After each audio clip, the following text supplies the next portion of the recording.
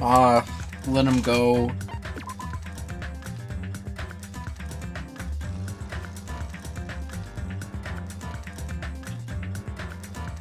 Ooh, do you see the transition there? Has it always been like that? With the stars? I don't know, probably. You guys aren't excited for this? I love Monomi. Guys, What? What do you want from me? what do you think of this? It's the Monomi minigame. This shit's lame. What do you mean? What? That's what I think. It's broken on PlayStation 4. It made my PlayStation crash like 3 times. Did it actually? Yeah, I have like, recordings of it like switching up models for no reason. It was really cool. Should I play on normal or hard? Or easy? I guess go normal. Okay.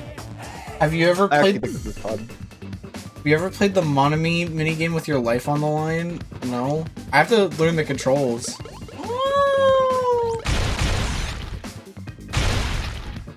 Pokemon Ranger. Welcome to Ultra Despair Girls 0. You're making the circles too wide. No, I'm not. You made Monomi tired. Oh my god. Why is my control stick sticky? You were doing Putting all it in sorts your of mouth, I horrible guess. things to that controller. What are you doing? What? This game's cool. Why do you guys hate this? This is what I've always wanted from Danganronpa. This game came out in 2012. Finally some gameplay. Yeah, I know, right? You can jump? Yeah, you can jump and attack. Why would you ever need to jump? Why would you ever need this? Oh, there's some AoEs in this. Oh, I Jump broke over the tree.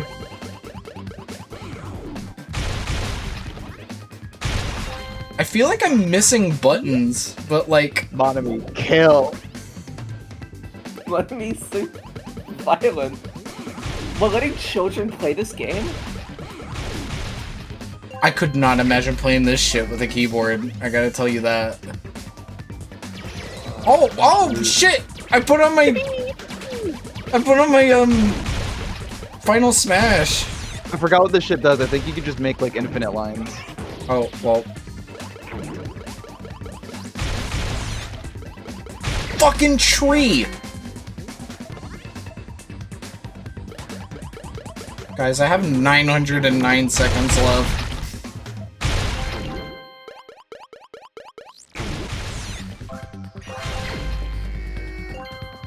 Trying to think of what I mean, other than Pokemon Ranger, I feel like this is reminding me of something else.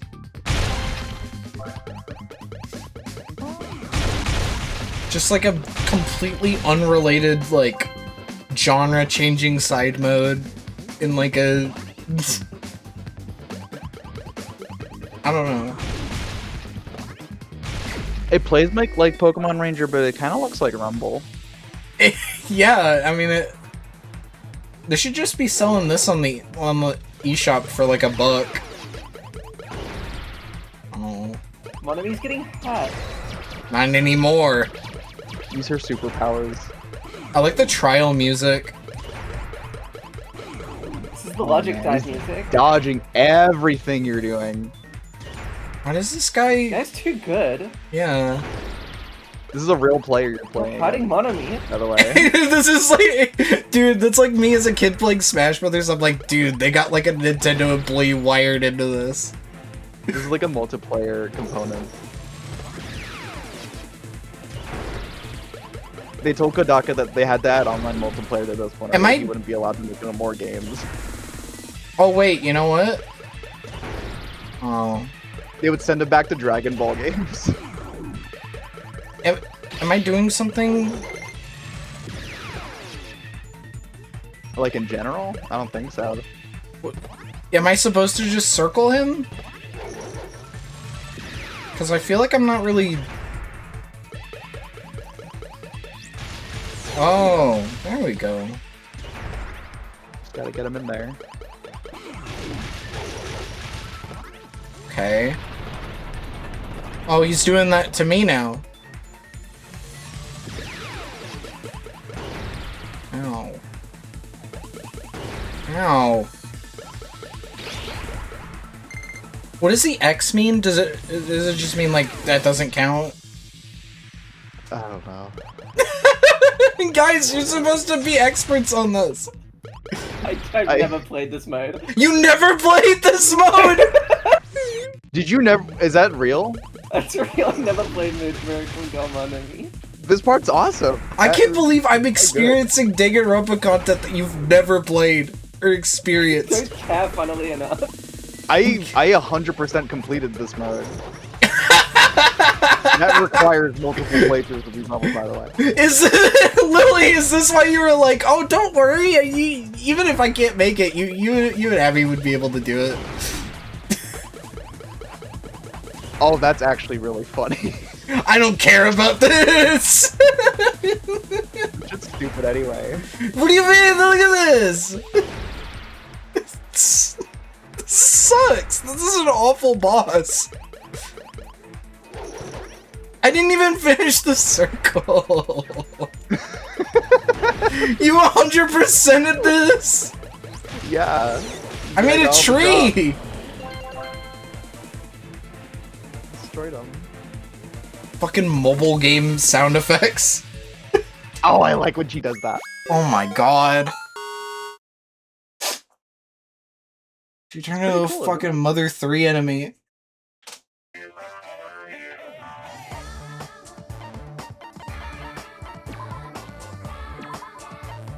And then like we go to all the places we know when we defeat the enemies. Wow. We get a lot of gear. Old I'm pretty sure man. that's like a reference to some like random manga from the 70s. Like the name of that equipment. Oh. The old grass skirt, or Yeah, like I just like have like I remember like reading the Danganronpa fandom page for like all the collectibles in this mode, and it had like a trivia part for like what it was referencing. oh, I don't think I recognized any of it.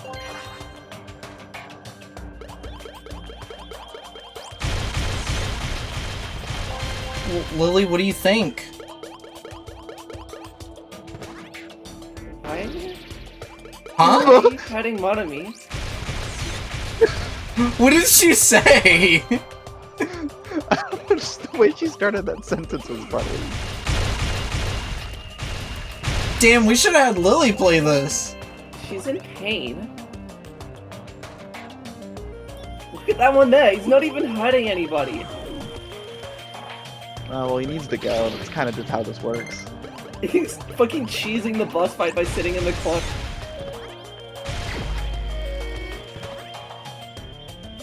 Oh, I need gold. Kind of sucks that these things are like ontologically evil.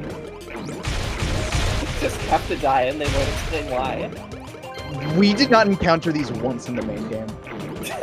Yes, we did. They were at the Monomi. Oh yeah, machine. true. Yeah, I was gonna ask, is that canon? Maybe, I think so. Like that's just Hajime's POV.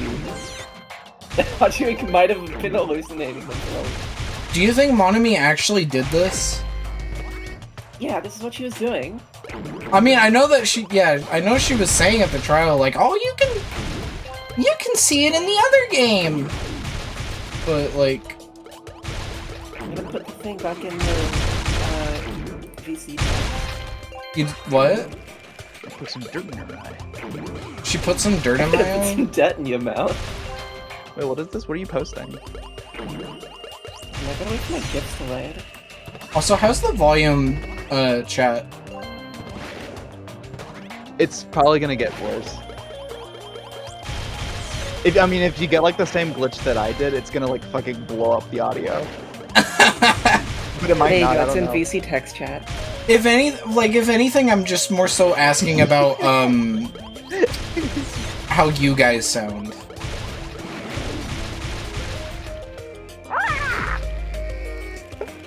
Are you fixing it as well? Because it's chapter 2.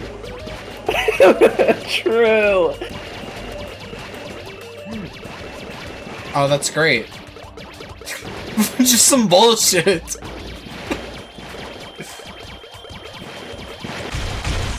I spent too long looking at the GIF, and now the real game looks slow as fuck.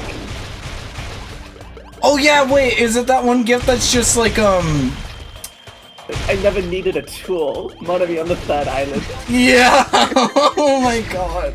Getting busy. Do you think this is coming back in 2x2? Yes, they're gonna. This is the entire game. 2x2. The second scenario is like a bonus mode.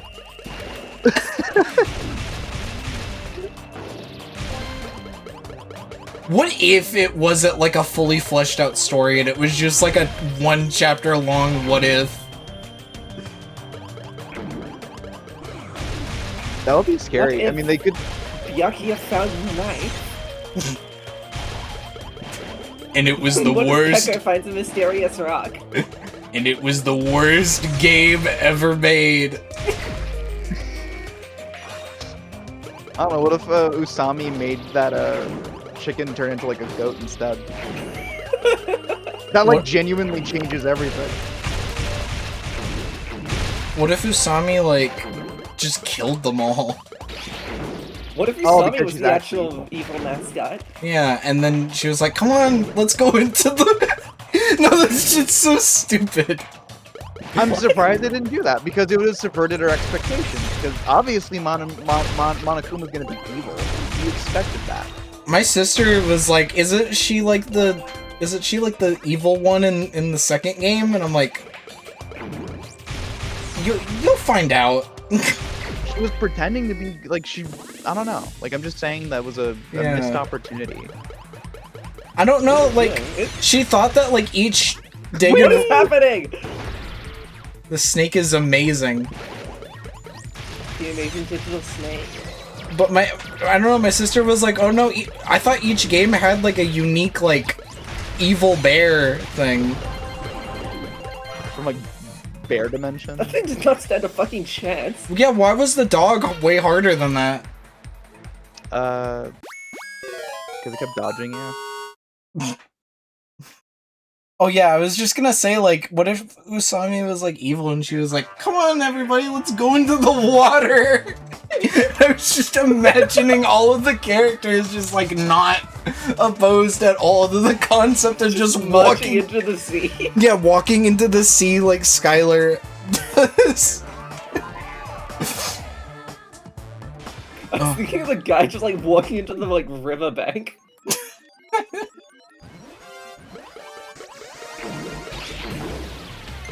We're going to Atlantis! What if I jump while I'm doing that? Oh, I can't. That would be stupid. No movement tech for you.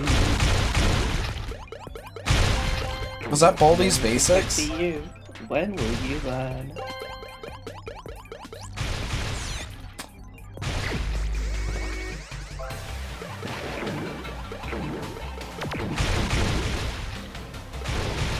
Too true. You're hurting Monomi. No, I'm not. They like this. She does not. No, neither party likes this. They're both trying to kill each other. This is what war is about. It's just bloodshed. Needless bloodshed. All things considered, this is kind of what Wario is about. What? I don't think Well, look at all the Mario's gold here. that she's getting. Where's the fighting? This is kind of just Wario World.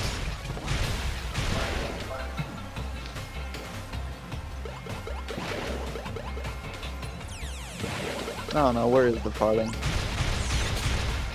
Where's the product? I'm Where really is it? sorry, Abby. I don't have any stake in that. It's not like I don't really care about that guy personally. I mean, you like his games.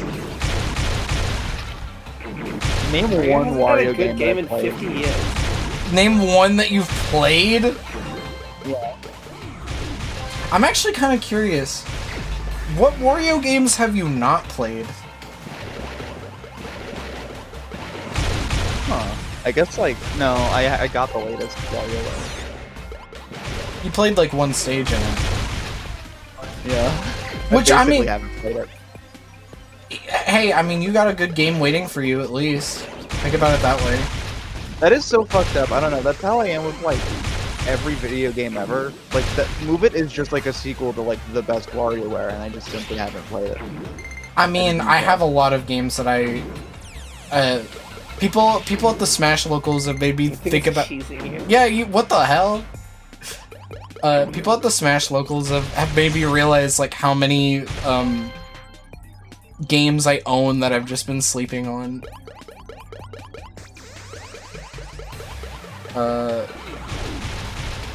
But I mean, like, I don't know. Everyone on Steam owns like every Double Fine game. That's like kind of insane to think about. Like you could just play Psychonauts today. You could I do have Psychonauts tomorrow. You could play Costume Quest. Kind of weird to do it in like April. No, it's not one. Oh yeah. I forgot. Oh yeah. I didn't sound like that. Sounds like the old. It sounds like the old guy in the Beavis and Butthead movie when it's like that guy's probably yeah. That guy's probably scarred. Oh yeah. Oh yeah. You sound like a legend in that fight. It is so funny to me whenever old people are like expressive about that kind of stuff. I love it when old people are so prudish, not like they are nowadays. I mean, did you This fruit sucks. So you played like DIY Showcase and shit? I don't know. I may have emulated it. I didn't own it. I don't think I understood how like Wii channels worked when I had a Wii. Nah, that's fair. It took me like 8 years of owning a Wii before I actually like. Oh my god! It took me like 8 years of owning a Wii before I knew that I could connect that shit to the internet. I don't think I understood the concept of DLC until I was 12. You're hurting Monomi. Oh. This guy's broken. You know, this guy sucks. She's getting hurt. Did you not get WarioWare Snapped when it was on the shop? I emulated it. How would you emulate a camera game? I just simply didn't play it. I mean, I guess I technically didn't play WarioWare. No, I played it on my 3DS like a few years ago. Oh. I'm so sorry that WarioWare Snapped wasn't a childhood video game. Well, no, I don't care about like it being a childhood experience. I'm just curious, you know. Like I've tried it, you know, for like the 10 minutes that it gives you. Dude, that's gonna be so fun when it comes up on the marathon.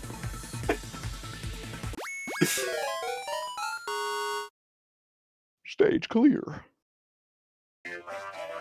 So, did you play through Master of Disguise, like, to the end? Yeah. That game I owned as a kid. That's really cool, actually. It's WarioWare Master of Disguise. Well, yeah, but, like, I don't know.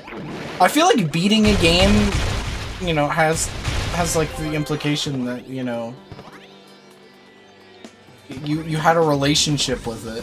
For at least a period. Perhaps. I was kind of mad stupid with video games until I was a teenager. I broke a DS in half over DK Jungle Climber. Oh my god. I if I was just like... I think that like was the spark of like life crippling OCD. Oh my god. Anyway, you were saying? I was just gonna say that, like, I mean, I was stupid with games as a kid too. Like, I hated it. I hated reading in games. No! So, like, if I got, like, stuck at something, instead of, like, reading how to do it, I would just, you know... I'd just kind of just give up and go to something else. I mean, I guess there's value in that. I mean, assuming that you did just go to, like, another video game and keep playing that one. Yeah, like... There's a value in knowing when to drop a game, even if it's, you know... Sticker Star made me feel, like, fucking worthless. I did not get past World 2. No, I mean, like, that's just... That game is, like, deceptively cryptic for no reason. Like, it isn't even, like, a kid thing. It's just, like, that game doesn't give you any hints for anything. We had, like, a huge Paper Mario discussion yesterday, and my friends were saying, like, they were trying to, like, it wasn't even like, oh yeah, I mean, Sticker Star does this good. They were just saying it was a good game, and I'm like... I could tell that game wasn't good when I was 11.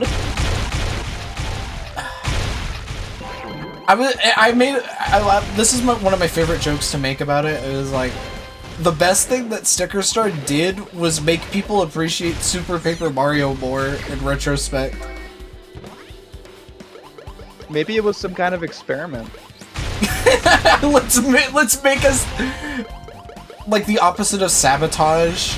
Like, just make like a bad game to make people appreciate the good one that we made. Yeah.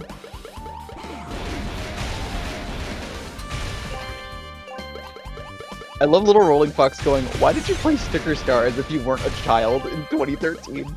I mean, if you want to know exactly why I got it, it was because Nintendo had like that thing going on where it was like, if you buy like these certain games, you can get the original, the special edition of Donkey Kong for the NES with the Pie Factory level. I really wanted that, so I bought Sticker Star. And then I didn't get the NES ROM. Yeah. Sticker Star was your first 3DS game? I forgot what my first 3DS game was. Mine was Pilot Wing? No, it was Ocarina of Time 3D. Oh, I thought you were dead. That was probably 3D Land. Please keep Monomi safe. What? It seems like you might be doing this on purpose. I think there should be like a little TV in the top right, you know, like the Monokuma monitor. And like if you get hurt, it'll say like you hurt Monomi 10 times, and then like Monokuma shows up like wearing a suit and he's like sweating and he's like really mad. Well, that Pizza Tower does that, though. Yeah, but, like, it could be, like, you know, sometimes they call it a homage. I think pronouncing it like that.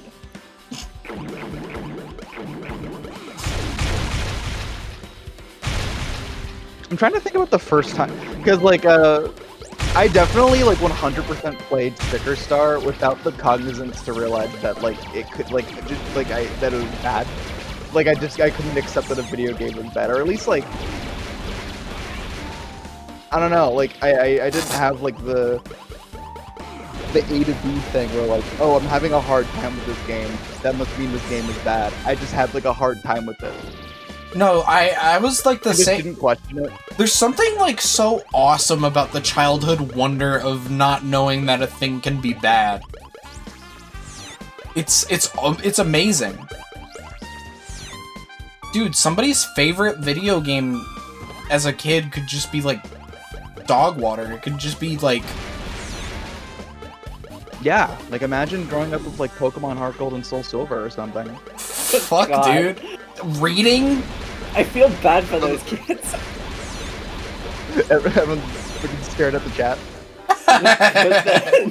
Put those kids on Pokemon channel right away. The one Danganronpa stream that Goat decides to watch.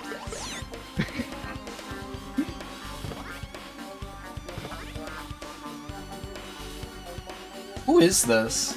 You have been reduced. You have been reduced to a shape. To a shape. Goat almost got to meet Chihiro's voice actor today, apparently. Or, yeah. Do they live in the same state as you or something? Chihiro's voice actor? No, it's just like, you know, it's a voice actor thing in cons. I think they just, like, make the same, like, trips. Because I noticed that, like, Grant Kirkhope seems to, like, anytime I see, like, con appearances, Grant seems to just, like, go with Kenny James and the other Mario voice actors that you know, go to cons. Interesting. So I don't know. I think like if voice actors are like involved in something together, then they just go to like a lot of small time cons together.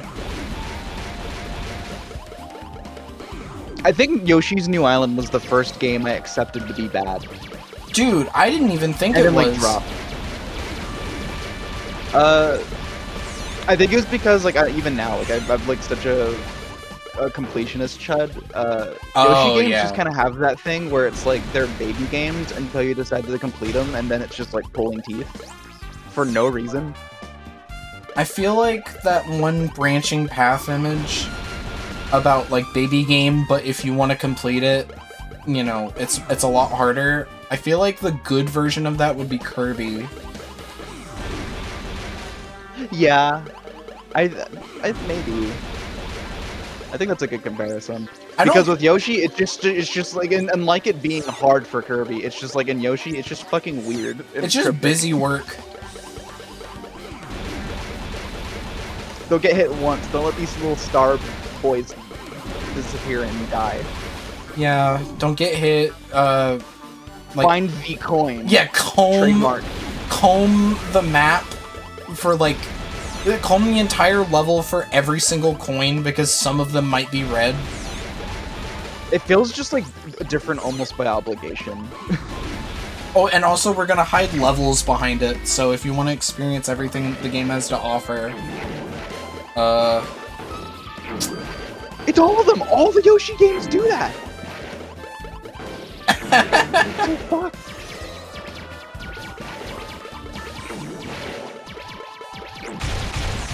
Also, I forgot to give Monomi her upgrades.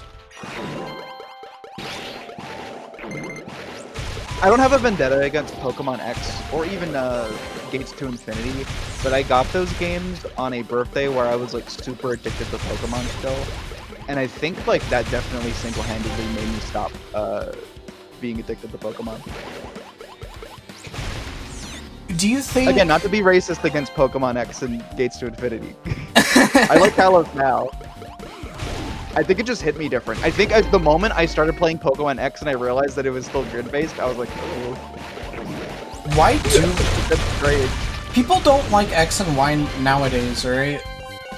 I don't think they've had a great history in general. Yeah. Well, I'm wondering why that is, because when I played it, I thought it was fine. I couldn't even tell you why either. Like, I feel like my thoughts on it at the time were entirely unfair and like based on vibes. Yeah. I don't know. What is going on with that heart icon? There's like lines and shit all over it. It's glitching because it's a game. Cause it's a... The glitch. Top viewers, streambo.com. Dude, what if you were playing Danganronpa 2 and Bibby came out? And Bibby! Bibby! Bibby! There we go, like, we can allow that one. And then... Oh, we can't pin it? Why did you allow it? Shut the fuck up. I allowed it and then Hayes came in with the haymaker. Thank you, Hayes. The Hayes maker? The Saturn burger. Let him have it, Mac!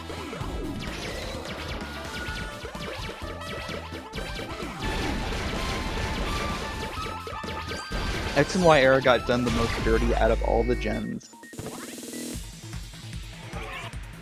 I feel like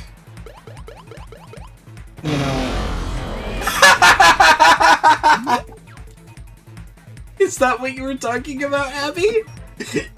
Okay, so I might like. Let's just keep playing. I think I'm coming to a realization. I wonder if that was intentional. Oh my god. It's like the game's right this way. What's up? Oh, they're a horse. Oh my god.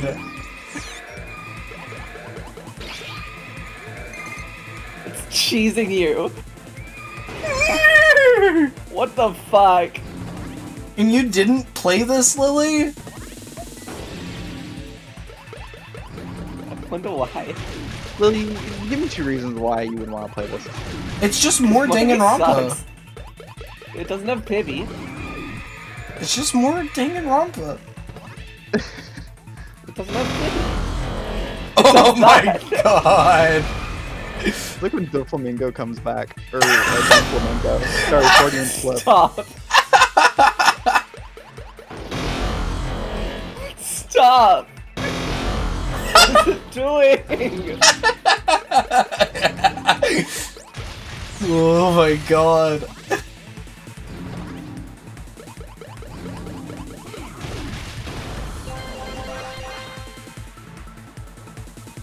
Let's go. Imagine getting half of the content new. Oh, okay. I thought that was about this. That was a big taquito.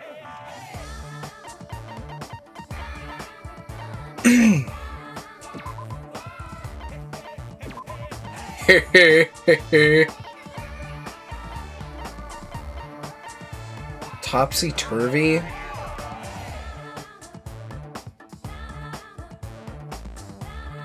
Everything's all topsy-turvy.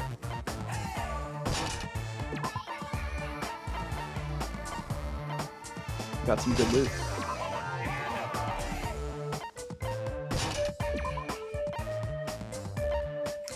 I just realized, like, is this even...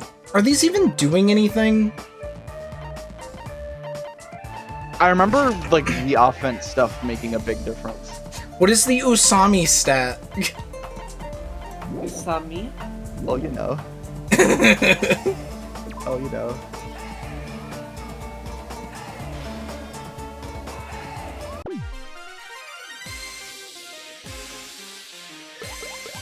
Wait, is this just stage 1? No, you picked the right one. Oh.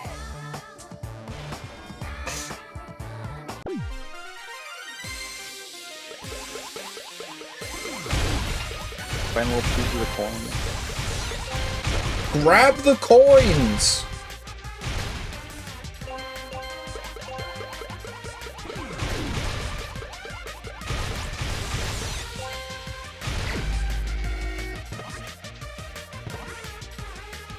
So, how have you guys been doing since the last time we streamed?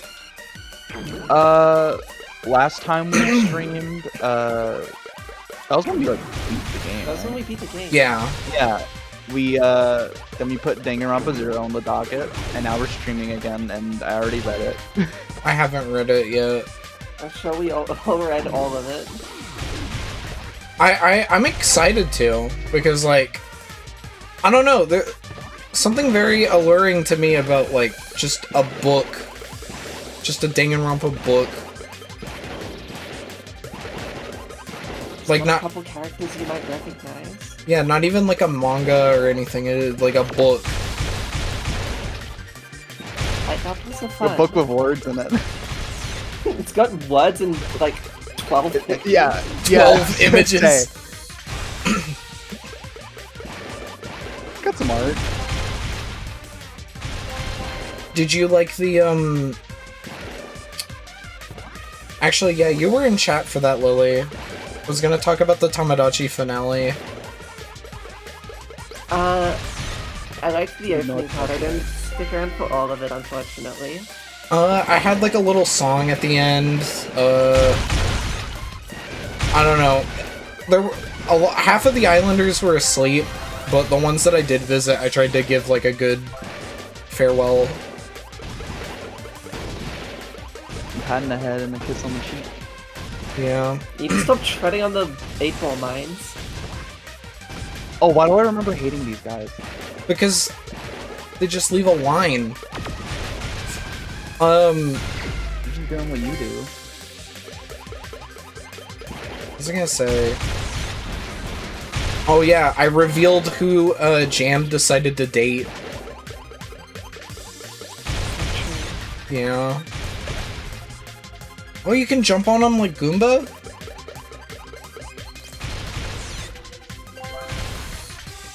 The Goomba reference for the people that know.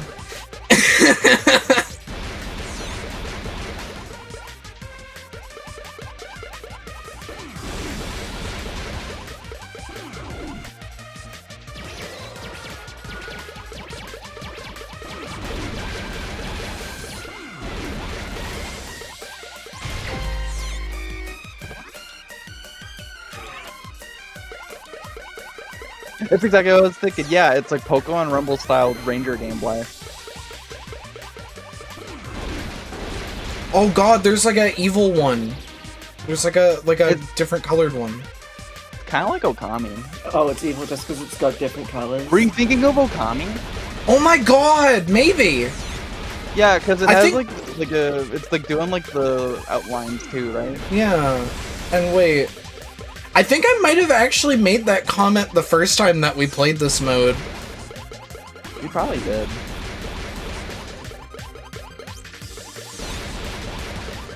Oh, does the size of the circle impact like what gets made? Yeah. Hmm.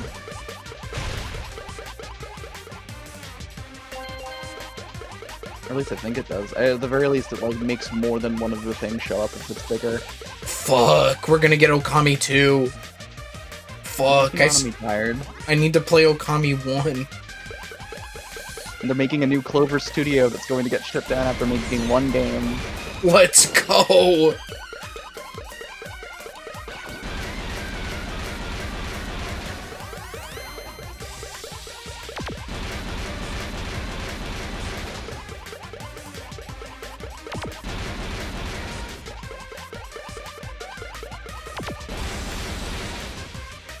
I got Okami HD on installed, barely played it. I bought that specifically to play on my Steam Deck, and then I just never did.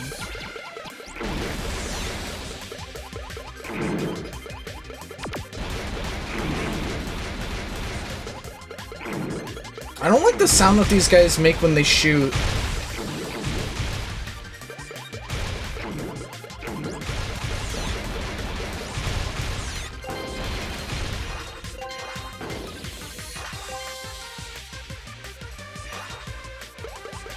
What does the watch do? Oh, you know.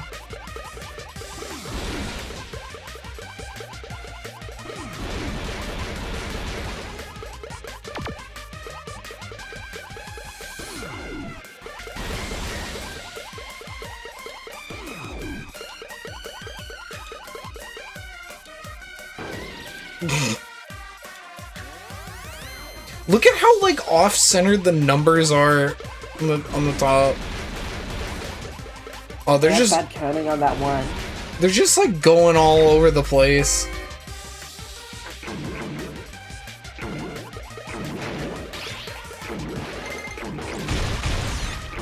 Kodaka will give the excuse, it's just stylized. It's just stylized. It's the same reason as the pink blood, the weird numbers in Miracle Monomi. It's the psycho pop. Dude, you can't just use that excuse for everything. I don't like that these guys, like, showed, like, their little anuses whenever you kill them. You got Mercurius. That's that guy from Romeo and Juliet, I think.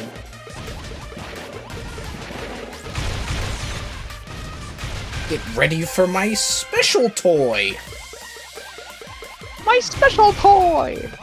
Dude, the way that they like say the same line like twice, like there's like a long version and a short version, it's so funny.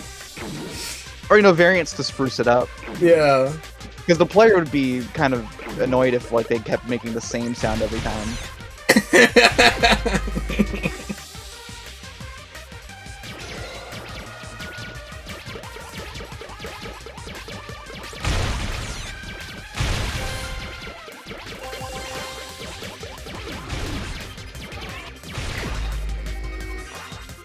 I don't know what the- I grabbed 2 clocks and I don't know what either of them do. I was watching the timer, I don't think that did anything. Oh, you think it might have given me... I wasn't even thinking about, like, the clock in the top right. I thought maybe it would, like, freeze the enemies or something. Billy, did you get all Chivos in any of these games? No. I was going to at some point, and then I just, like, didn't. God. I didn't even play Monomi's game. I didn't play Monomi's game, I didn't get all the presents. Freaking play- you played Ultra Despair Girls, but you didn't play this? Ultra Despair Girls is better than this. That's What do my you- unpopular opinion. Oh, is that true, Hot Abby? take. Hot take, Ultra Despair Girls is better than Magical Girl Miracle Monomi. I mean, if we're making a comparison between, like, an entire video game spin-off and, like, a side mode. You think this gameplay is I better? think this is a fair comparison. These are both 3D Danganronpa games. They do play, Right. like, pretty much the They do exact control, like, absolute shit. They do play exactly the same. Can we get a mighty third-person shooter on a Komaru run and draw circles around people? I hope you consider playing Ultra Despair Girls with a controller. But I imagine that's like...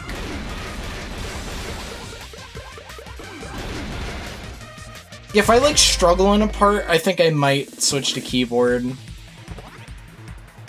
That's just gonna be so dead easy. Yeah, exactly.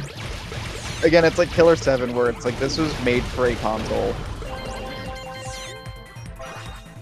Get owned. I wish there was like a taunt button.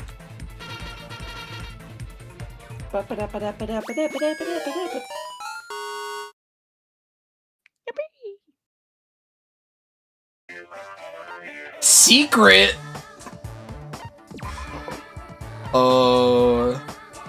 Put on your best suit for this one. Master Rod.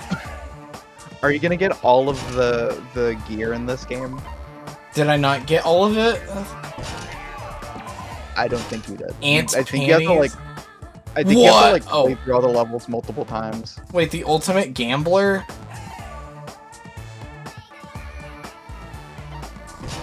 What could that be? Do you remember her name? Wait, was Celeste the ultimate gambler? Okay, so like in your head, what is her ultimate? Like, off the top of your head. Well, I guess that would make sense, because, like, I was thinking more so about, like, the lucky stuff. But that's Makoto. So, yeah, I guess. Should I wear them then? Like, they don't improve me at all.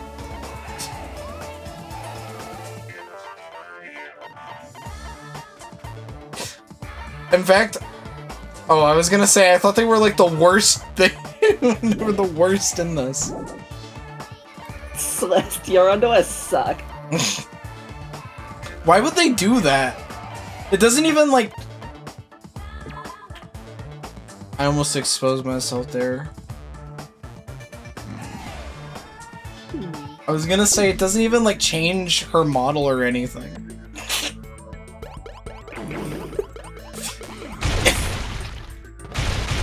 Why doesn't she wear Celeste's underwear? I mean, I guess it would add to the absurdness, you know? Because I mean, it's still... It's just so absurd. Well, yeah, because it's Monomi. Oh, is this just like a boss rush? Yeah. Actually, it's a computer virus. Actually, it's you're getting hit by the little guy.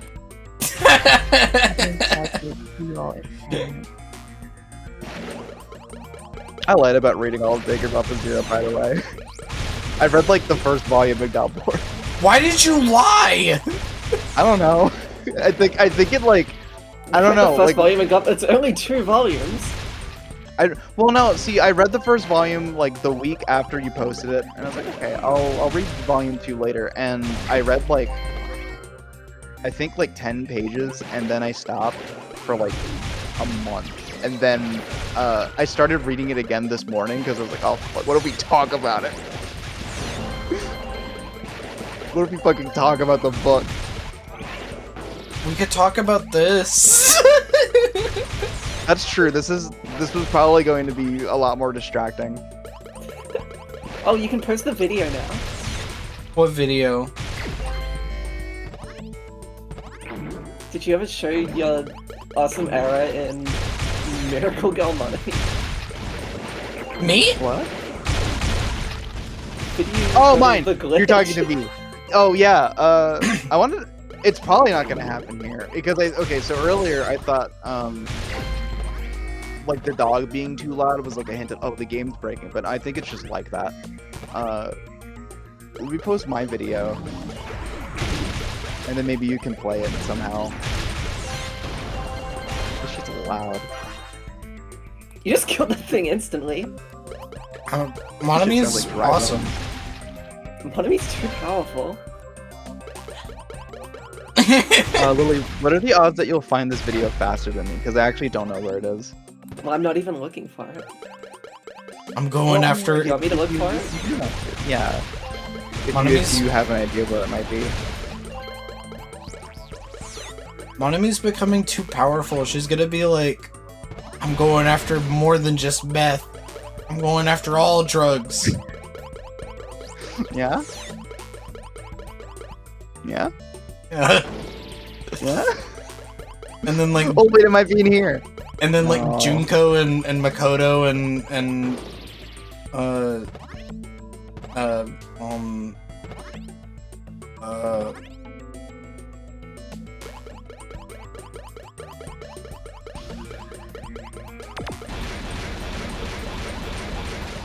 Nagito have to like work together to overcome like a greater evil.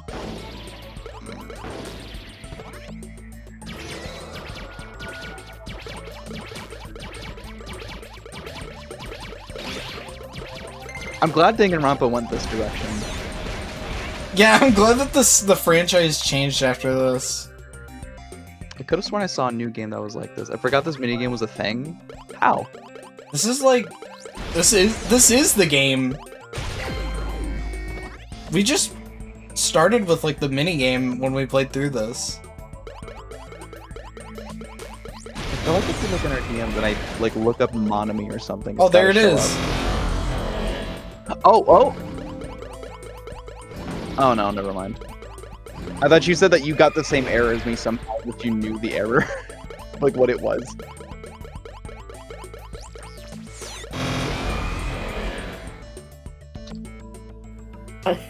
Game mode ending. Yeah, this is like the main game. Horse. I hate that fucking horse. Stop making noises. I wish they would let me get like a hit in, dude. Oh my Can't win them all, god. bro. I would like to win at least one. How loud do you guys have your stream on? Oh, I found it. Oh my god. Dude, get this. I'm just gonna forward this in DC text chat. Dude, get this horse out of my lobby.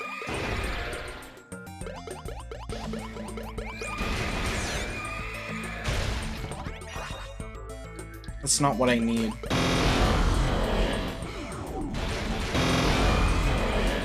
I think this is reminding me of like Pack Motos or something. Oh my god! What?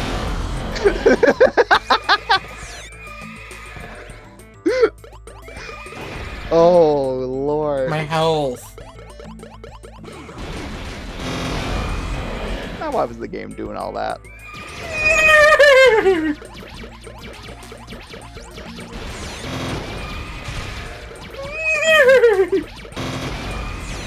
And I think you'll like that video. Oh my god, thank you.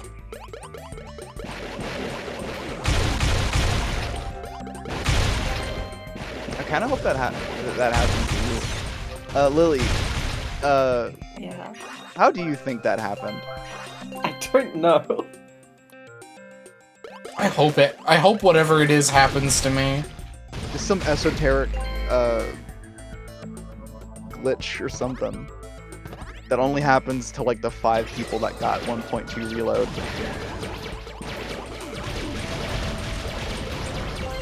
Wasn't Danganronpa 1 like $2 on Switch? Like recently? I remember seeing that.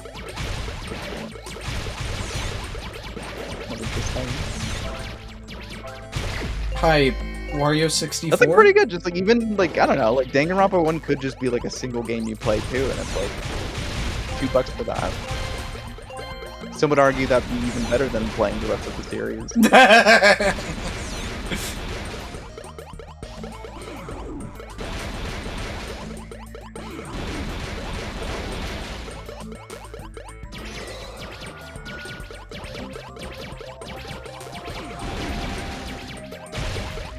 I hope these things show up in the alternate scenario. Biden has received news that Monomi has decided to go Usami mode.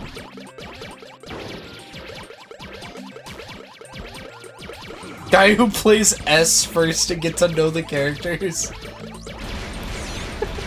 S Give us is, spoilers! S is structured like a party game, right? Like a board, No. like a board game. Well, it's a board game, yes, but it's not really a party game. Well, What? yeah, okay, yeah, no, that's what I mean. It's board game, but it's Yeah. mostly it's like single player. Yeah. Like, what if somebody just like bought that because they're like, oh, this is like a cute like board game thing. It's kind of funny that Danganronpa S just like has no pretenses. It's just like, oh, Junko right in the front. Our beloved The guy in the top mascot. right. Could kill that sorry son of a bitch. Oh, they're It's camping. cheesing you! Sorry, buddy.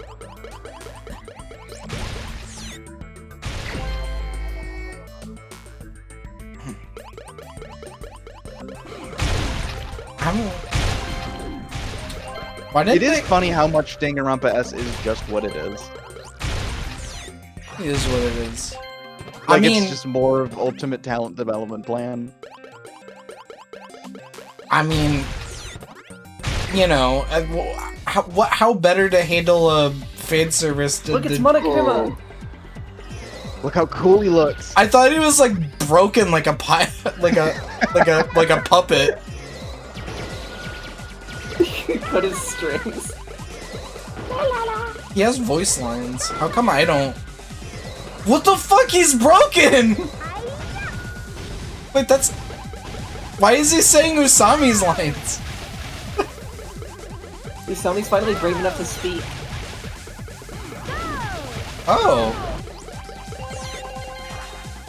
That was it? He's dead, I guess. Bye bye, Monokuma. Wow. We won? I got an achievement! Good job. All done. Well, what did you guys think of the project? All done. You want to keep your playing the levels until you got all the gear? Completely random, by the way. Okay. Is that an achievement? I don't know. Probably. If I did it, it probably was. That was pretty good.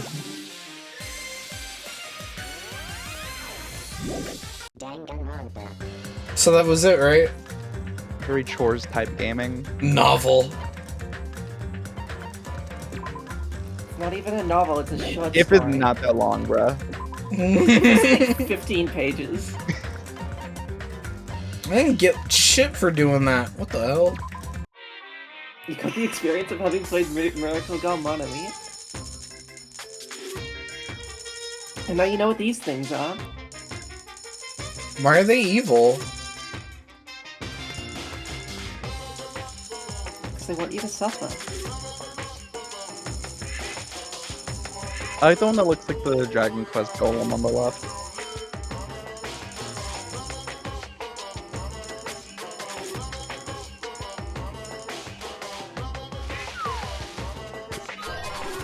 Wow.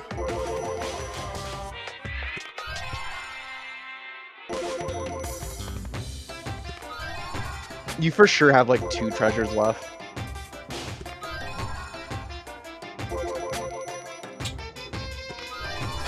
You've never had a Red Bull?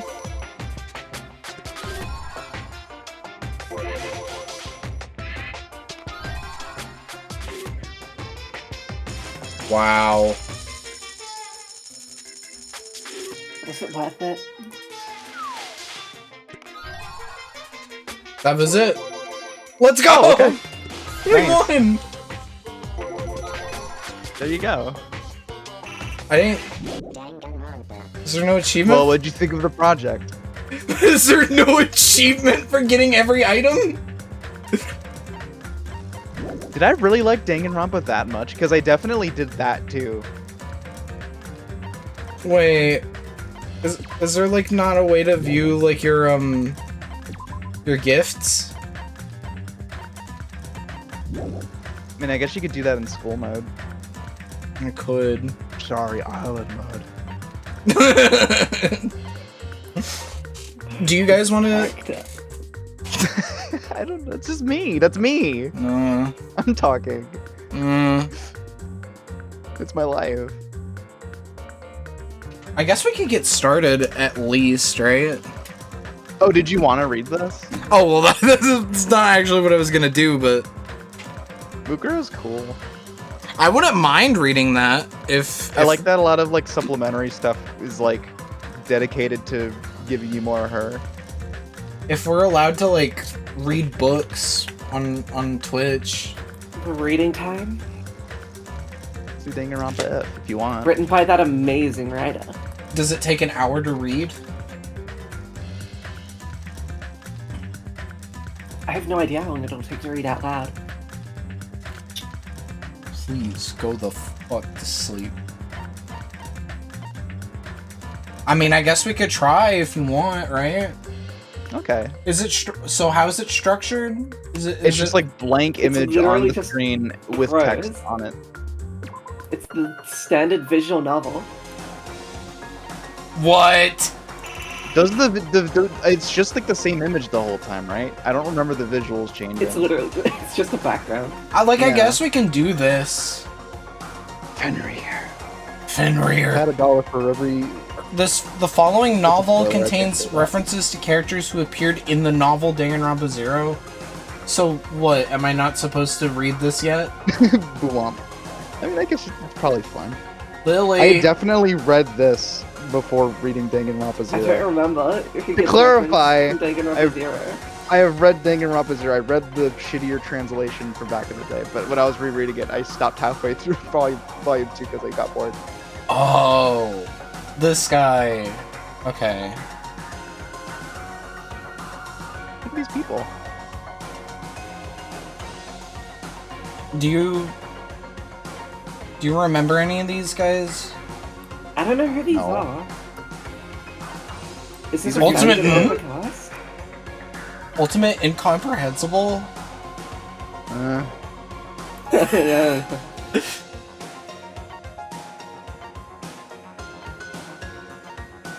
I was gonna say, get fucked, Chihiro.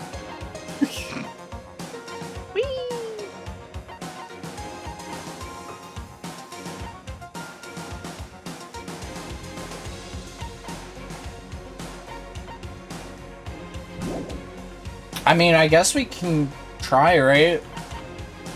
Let's do it. Okay. Wow. Okay. The world is full of ifs. If Adam hadn't tied the knot with Eve, society as we know it never would have been born. The world that everyone lives in is just one outcome among countless ifs, and will continue to be a muddled world overflowing with infinite ifs. If is what's in miso soup, you know. What lies beyond this point is a scary world filled with iffy stepfathers who abandon their families. A Klein bottle where the inside and the outside are filled with uncertainty. But don't break it, okay? It'd be so expensive that there's no way you'd ever be able to pay me back. But no matter how you look at it, ifs are simply worlds like any other. No matter how hypothetical the story may be, the future is the only thing that's truly foggy. And the past is more solid than a frozen banana. You can't change a conclusion that has already happened. Even if you see a world that may have existed, it wouldn't affect the people living in reality. Because if is only if, after all. Even if a parallel world exists where a particular if actually happened, humans cannot cross the boundaries between worlds that easily. No matter how far if goes, it will always be a what-if scenario. Do you really want to see that? You've got some sick interests! Don't you think that's an insult to Makoto and the others after the tragedy they overcame? Though as far as I'm concerned, I'll still insult them. If you're going to look at if, I think it's better if you view the outside of the Klein bottle first. It might be better if you view the ending of a video game called Danganronpa, Trigger Happy Havoc. Try to play it multiple times and spend your free time with Junko Enoshima at least 3 times too. It may be ideal if you can collect all the items and movies too. But if you guys have come this far, I'm sure you've already done all that. Still, I'd buy the game if I were you. I'd actually buy at least 2 copies if I were you. The curtain lowers. Okay. The button of hope and tragic worries of despair. So how are we doing this? I am Makoto's probably talking right now. Okay, I'm not reading everything. What should I do with this? Makoto Naegi was at a loss. Despite his hesitation, his situation was extremely simple and composed of 3 key factors. The first factor was that Makoto was currently locked inside a school. Hope's Peak Academy is a school for the privileged elite, and each student attending possesses ultimate talent. Makoto was chosen to attend Hope's Peak Academy by a lottery held to select the ultimate lucky student. When he arrived for his first day of school, he immediately lost consciousness, and when he woke up, he saw all the exits and windows had been sealed shut. The next factor was Monokuma, a mysterious robot bear being operated by the mastermind, and the announcement he made to all the students. "You'll be living your whole life in this academy," he declared. "If you want to leave, then kill someone and become the Blackened." This strange, remote-controlled robot was telling Makoto and his fellow Ultimates to start killing each other in exchange for their freedom. They learned that more than one Monokuma exists, and that each one contains a bomb to prevent anyone from attacking them. On top of that, Monokuma announced that anyone who attempted to harm him would receive punishment. The third and final factor was the red button that Makoto was currently holding in his hand. The words "escape button" were crudely written on this button in marker. And though the first two factors were certainly causes for panic, Makoto only seemed at a loss over the third. During his free time, Makoto noticed that the school store was open. His curiosity got the better of him. Oh, I'll be right back, real quick. Okay. He was overwhelmed by the disjointed atmosphere upon entering, but his attention soon focused on a strange vending machine.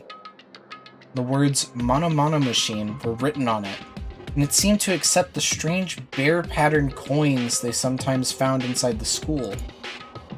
It seemed like a bad idea, but Makoto thought there might be a chance that this machine could dispense some way of escaping the school. And so, he inserted the only coin he had into the coin slot. And the result was the escape button mentioned earlier. There's a limit to how much you can tease us. Maybe the mastermind who trapped us in here is making a cruel joke. These thoughts filled Makoto's mind, and he began to feel deeply discouraged. However, there's always a chance, right? Makoto was just an ordinary boy, and he only gained entry to Hope's Peak Academy through a lottery to find the ultimate lucky student. Maybe that luck was the real deal. If this button is real, maybe I can let Sayaka... Makoto took a deep, slow breath and pressed the button. Instantly, pain burst through his entire body. Ugh! Makoto's arms and legs went limp as he lost his balance and fell to the floor in a crumpled heap. As he breathed heavily, it dawned on him what had just happened. I got electrocuted? He looked down at the button in his hand and noticed a small needle sticking out of it. Makoto quickly surmised that an electrical current must have been running through it. After regaining enough of his strength to stand back up, Makoto thought about it once again. I should have known. It was a fake. Just how sick and twisted was the mastermind? My head still feels a little woozy. I should go back to my room and rest today. With that in mind, Makoto walked out of the school store with slow, careful steps. But Makoto didn't know yet. If the escape button really was a fake, it would have been an act of mercy from the mastermind. A small, bear-shaped shadow began moving around inside the now empty school store. Shadow, Monokuma, stood before the Mono machine and stared at it silently. But after some time had passed, he began to laugh. A cold, hollow laugh utterly devoid of emotion.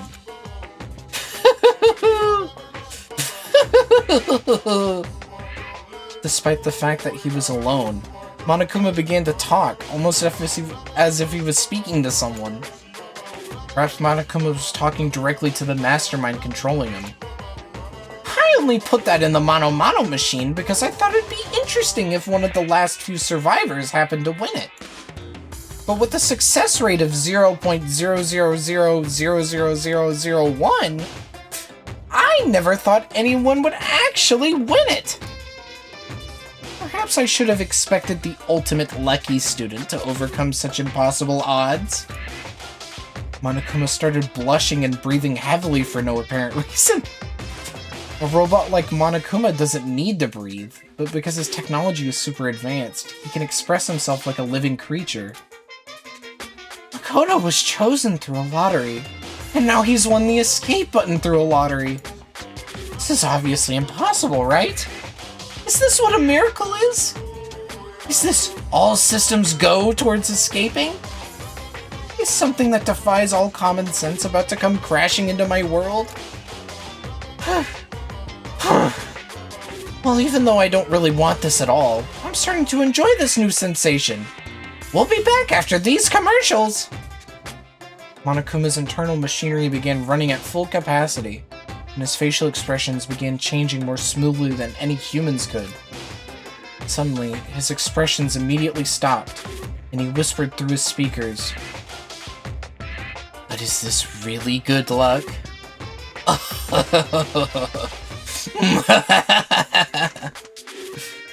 After muttering something so ominous, Monokuma's loud, screeching laughter rang jarringly throughout the room.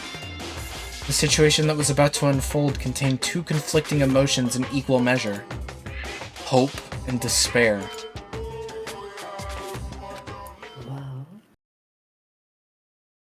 Oh boy, that's a lot of reading.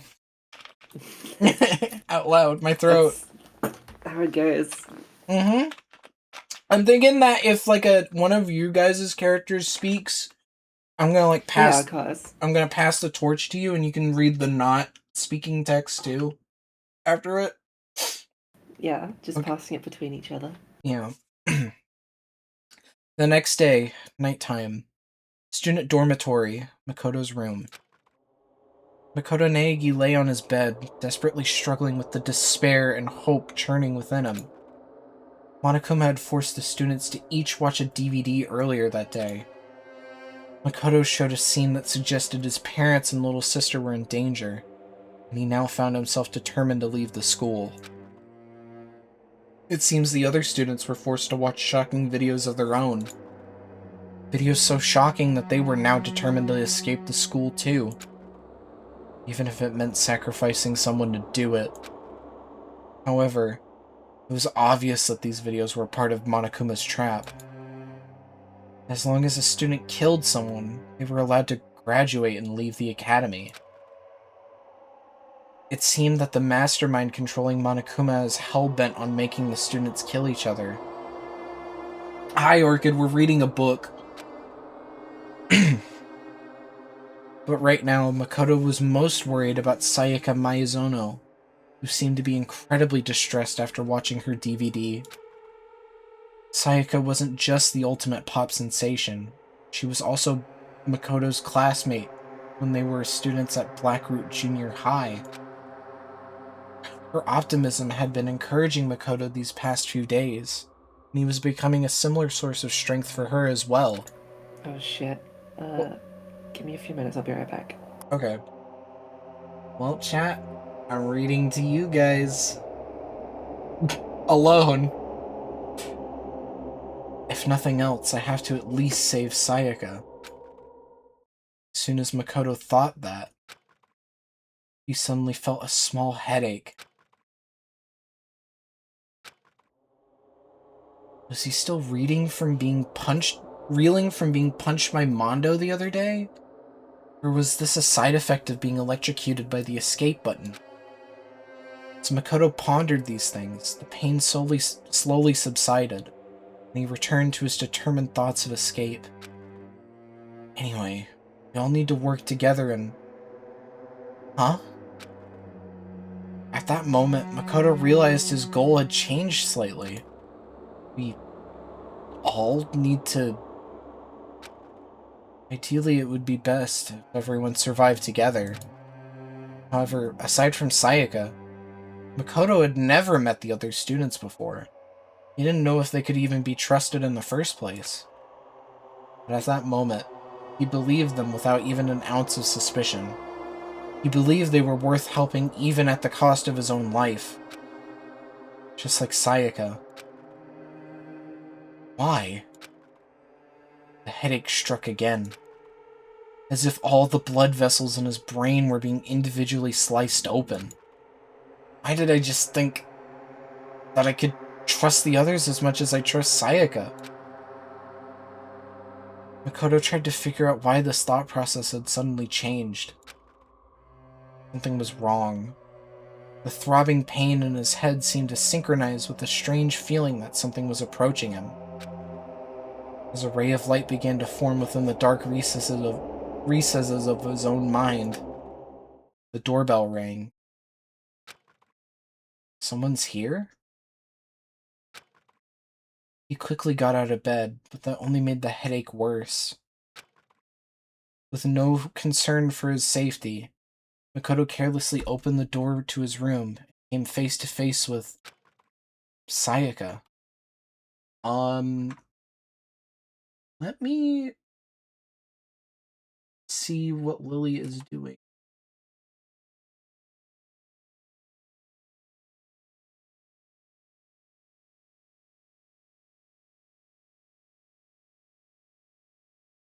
Give me a second.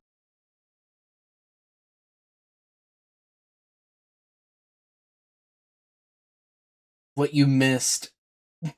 Discord just told me what you missed. Tractor was here. Tractor being Lily.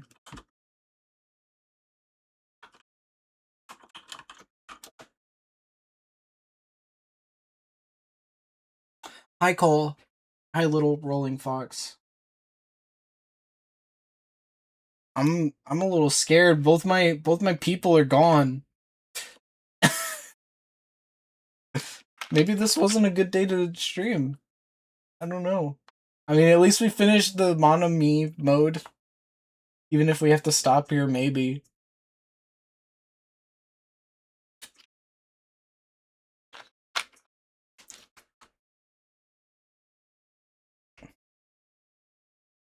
Be there in a few minutes. Continue for now. Don't want to hold shit up. I guess I'm reading Sayaka's lines. My throat.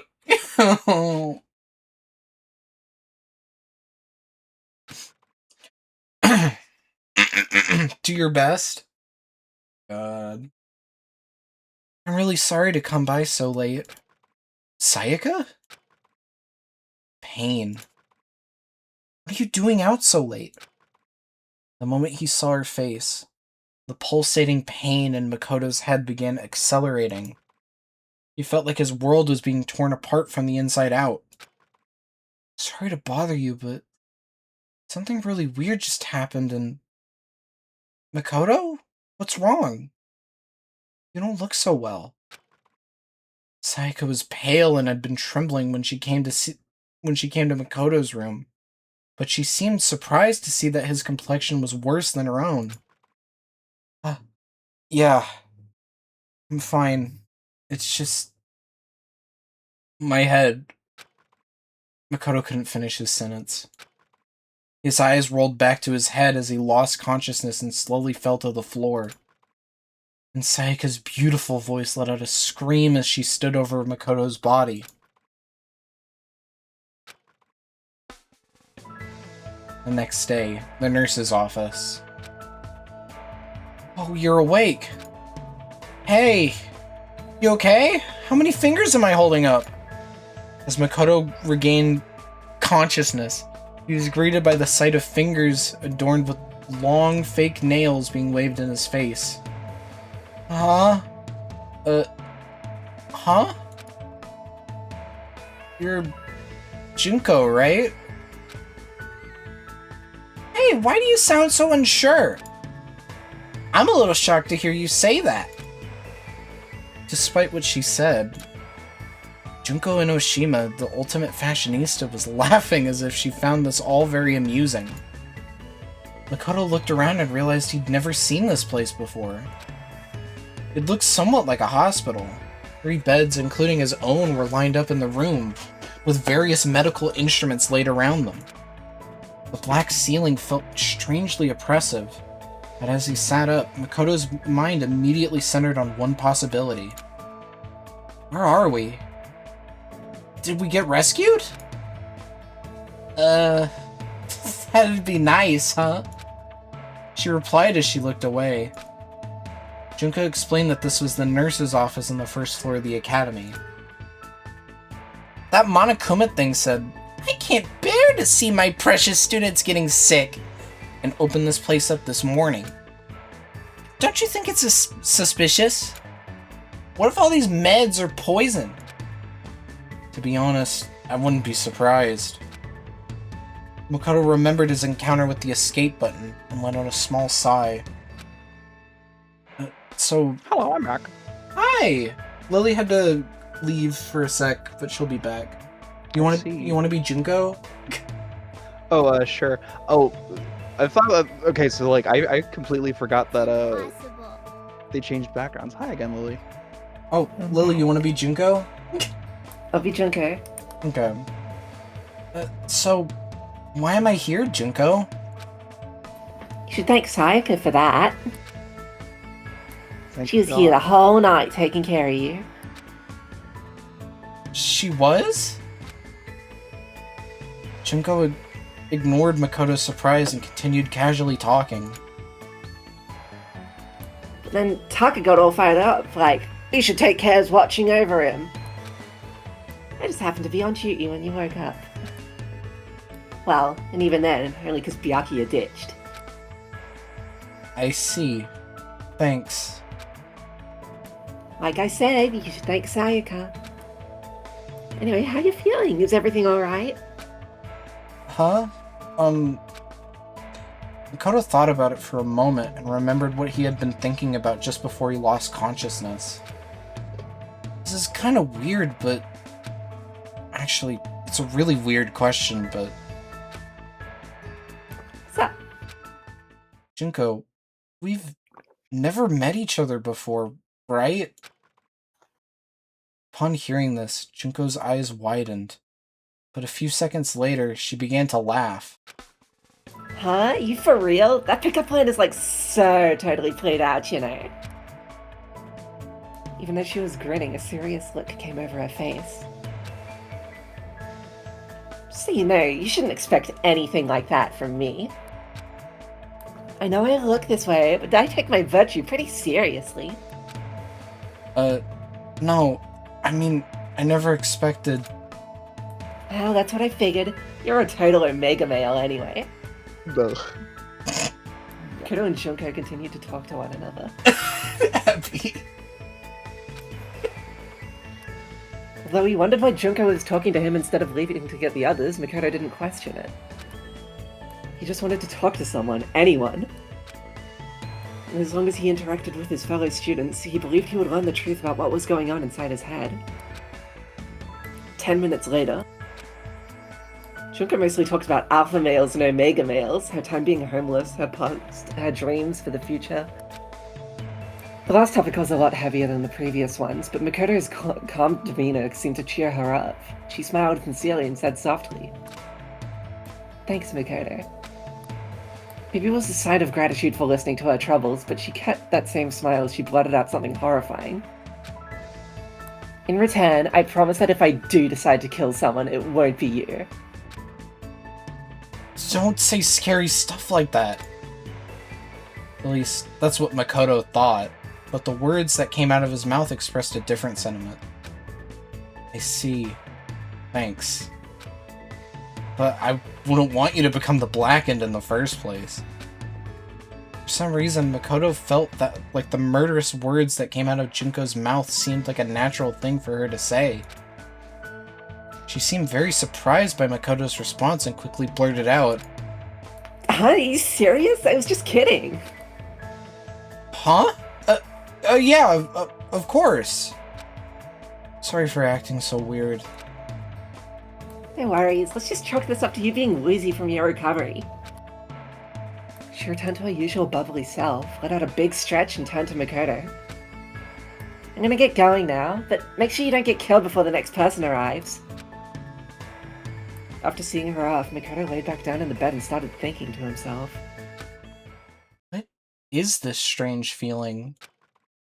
His dull headache continued as his thoughts began to blur. I was just talking to Junko. I feel like I was talking to someone else.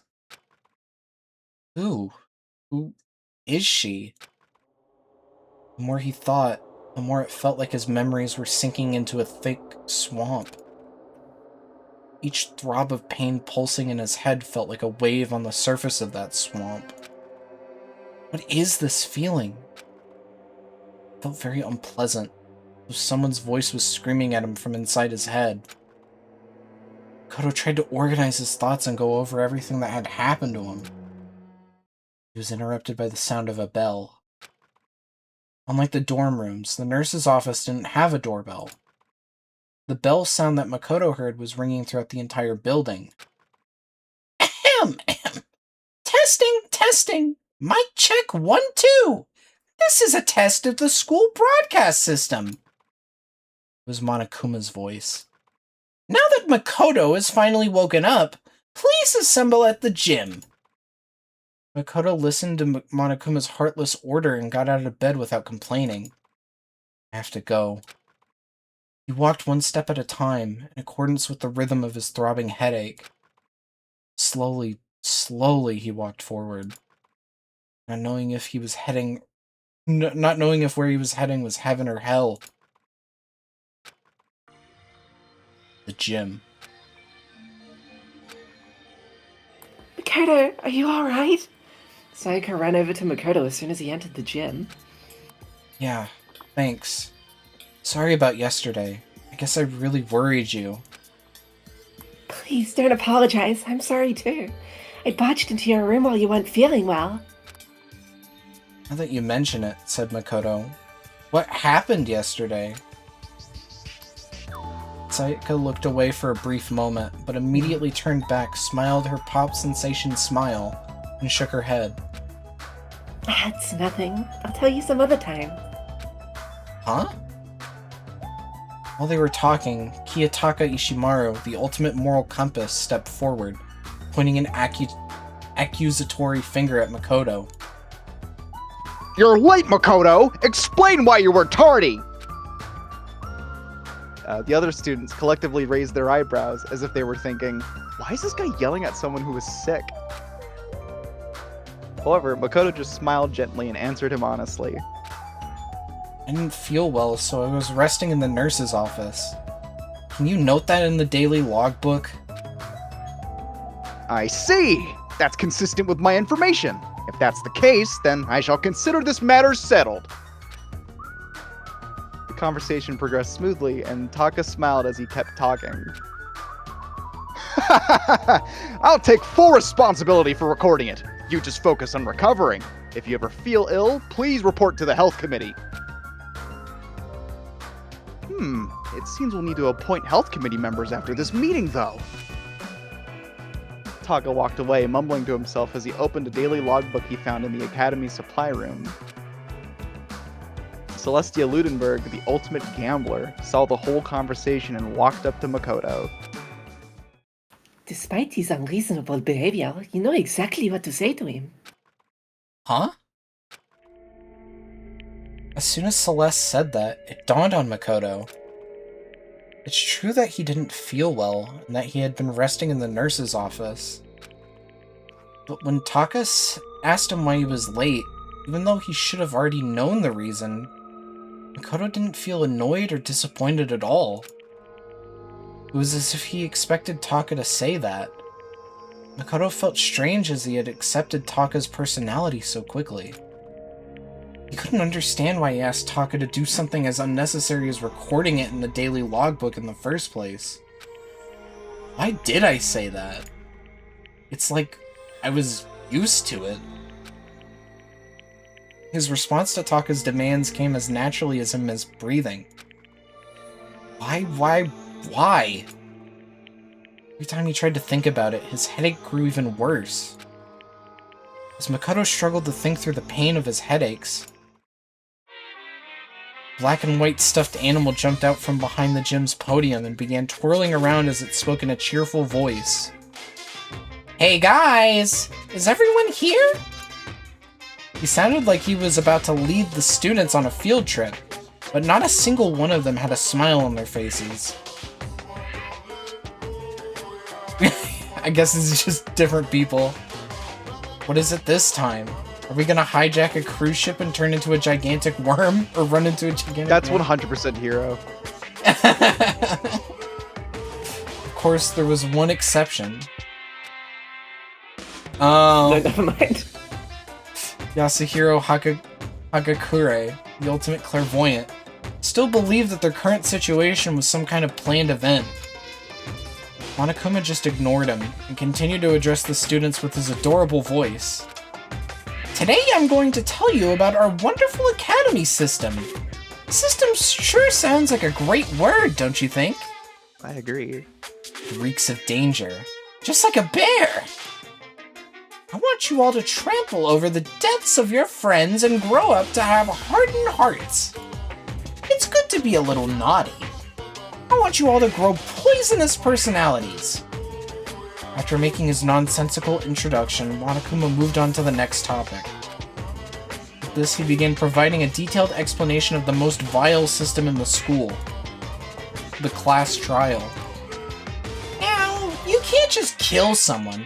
You gotta kill someone without anyone else finding out you did it. Monokuma talked about his horrible graduation program with casual indifference. But because a killing hadn't happened yet, his lecture didn't instill any despair in the students. As long as a killing never occurred, there'd be no point to the class trial. But no one could really say that a killing wasn't going to happen. As the students' suspicions began to rise, Monokuma continued explaining the class trial until... Wait, hold on a second. As Monokuma began to explain... Oh, okay. The executions that would serve as punishment, one girl stepped forward. Junko? As soon as he saw how angry she was, the rhythm of Makoto's headache began to change slightly. You're freaking insane, you know that? Hmm? The girl continued to complain angrily. She seemed completely different from the smiling person Makoto saw in the nurse's office. Huh? Was Junko always like that? Oh, she's different. That's how Junko acts, but... Is that person really Junko? Wait, what am I thinking? As Makoto struggled with his headache and confusion, Monokuma and the girl continued to argue. What? Are you saying you're not going to participate in the trial? Only punishment awaits such blasphemy. What punishment? I don't know, throw you into a deep, dark, scary prison or something. Different. The strange feeling he felt was now directed at Monokuma. A prison? Fucking No. poor kids.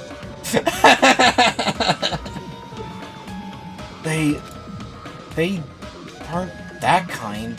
A series of images flashed in Makoto's mind, and at first he thought it was some kind of parade. But he quickly realized that was a mistake. What looked like lights were actually buildings engulfed in flames. The red decorating this scene seemed to have come from human bodies. Despair. It wasn't confined to the academy, or even to Japan. Images of worldwide death and destruction flooded Makoto's brain with every throb of his headache. I've seen this before? Besides the indescribable violence taking place in all these images, there was one thing they had in common. Who are they? They're rampaging terrorists wearing black and white masks or were wreaking havoc in these images. They took everything. Money, valuables, lives, families, dignity, the past, the future, possibly even hope. Masks these terrorists were wearing perfectly resembled the face of the stuffed animal arguing with the student before him. Shut the hell up. Say whatever you want. I'm not gonna be part of this. Don't be so selfish! You're the one being selfish. Kill whoever you want. It's got nothing to do with me. The evil standing here before me! I'm trembling with fear! Oh wait, what is this? This is just Monokuma putting on a character. Okay, but I won't give in to such evil!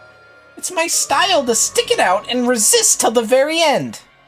If you really want to get out of here, you'll have to go through me first! Monokuma swung his arms wildly as he charged at the girl with waddling steps. But the girl stomped on the self-proclaimed headmaster of the academy with ease. Are you enjoying yourself now? Pinned beneath the girl's foot, Monokuma looked up into the girl's cold eyes and calmly asked, Are you? Huh? Violence against Headmaster Monokuma is not allowed. You violated a school regulation. At that moment, a chill ran down Makoto's spine. She's gonna get killed. Monokuma's words sounded very threatening to him. It wasn't a prediction or a guess.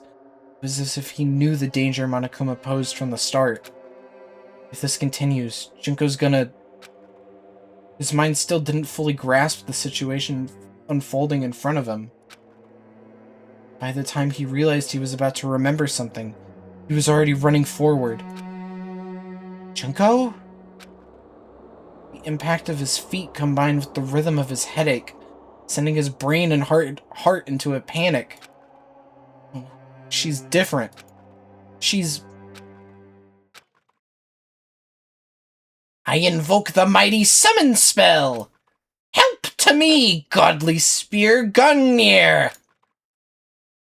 Monokuma wiggled beneath the girl's foot and let out a scream. At that exact moment, Makoto charged at her and screamed out, Mukuro! Watch out! Huh? The girl girl dressed as Junko Enoshima widened her eyes in shock. As if to evade the charging Makoto, she jumped back with agility unheard of in any teenage high school girl. And then, right at that moment, countless spears pierced the spot where she'd been standing just a split second ago. All the students, including the girl, stared wide-eyed at the sudden turn of events. Spears, too many of them to count, had shot out with blinding speed from mechanisms installed in the floor and walls of the gym. However, Makoto was unable to notice this. Huh? Why did I call Junko Mukuro? Mukuro? As that thought entered his mind, a sharp, sudden impact struck his side, followed by an intense, deathly pain that ran down his spine and spread throughout his entire body. The spear stabbed into his side, instantly tore his flesh to shreds and shot out his back, coated in blood and other bodily fluids. At that moment, the black fog that had engulfed Makoto's mind was consumed by death itself. And as his consciousness slowly faded, he remembered everything. Because of the electric jolt and the chemical compound from the escape button. Because of that button he had found by chance. Makoto Naegi managed to escape. He escaped this hopeless game where he and his fellow students had their memories stolen and were forced to kill each other. Of course, that escape is also what led him to his current life or death predicament. In the end, perhaps he only escaped from one despair to fall into another. But at the same time, his actions had unintended consequences for one person. The girl living a false identity as her beloved little sister, Junko Enoshima. Mukuro Ikusaba, the ultimate soldier, and a member of the ultimate despair. Her past, her future, perhaps even her hope itself, are on the path to despair.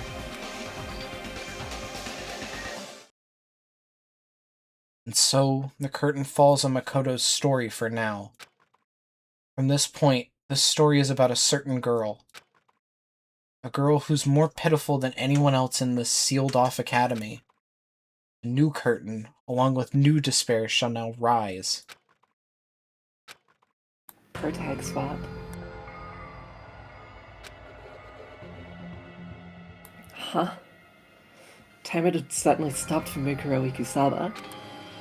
It was as if everything around her had frozen perfectly still. In the past, she was known as the Ultimate Soldier.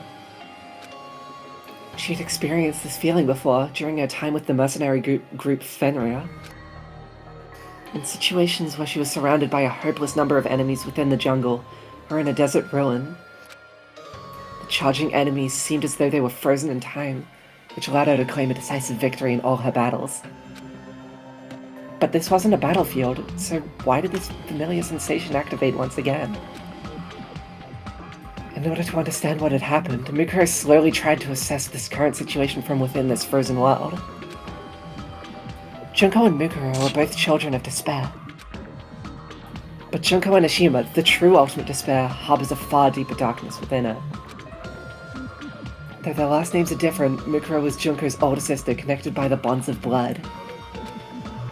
She cooperated with Junko's hopeless plan and impersonated her under the pretense of participating in a killing game along with her classmates. According to the plan, Mikuro was supposed to oppose Monokuma, who her sister was controlling, and be locked in a dungeon as punishment. Isolated from the others, she would then escape the dungeon and perform various acts intended to deprive the students of the hope. That was the role she had been assigned. When Makoto succumbed to his headache, Junko ordered her to see if the shock had caused him to remember anything that could make him a liability.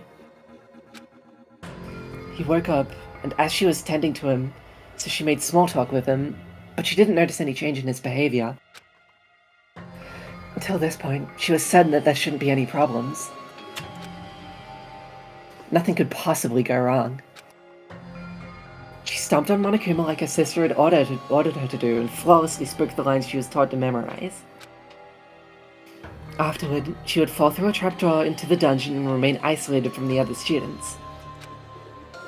That was her role. She hadn't done anything wrong. There were no problems. There were no problems. She repeated that to herself over and over like a silent prayer. But in that frozen moment in time, what she saw was not a trapdoor, but countless spears. One of them had skewered Makoto through the side. Why? Makoto? Why are there spears? Gungnir? I would have died if I hadn't moved. Did Junko mess up the plan? No, Junko would never mess up. Was she trying to kill me? Me? Makoto saved me. Why? Why did he say my name? Did his memories come back? Did I not realize that?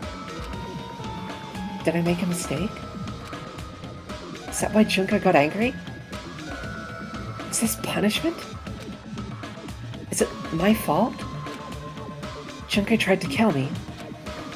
Kill me. Kill me. Kill me. Slowly, time came back to her world. Mikuru could feel her face turning pale as she slowly looked towards Makoto. The students' screams rang out through the gym. Saiko was probably the first one to scream.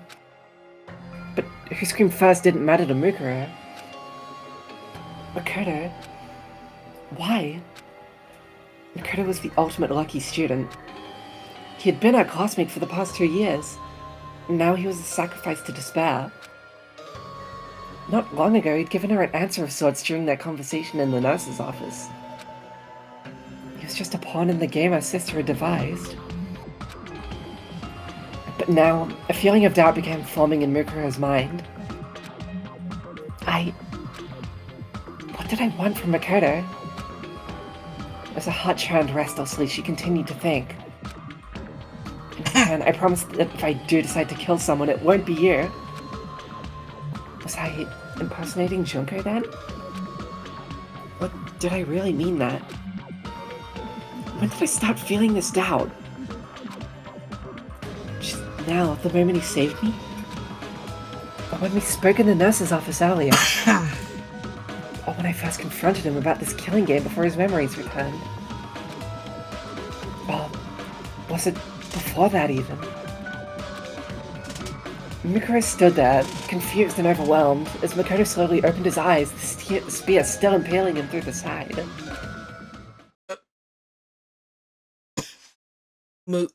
Makuro? Makoto, are you okay?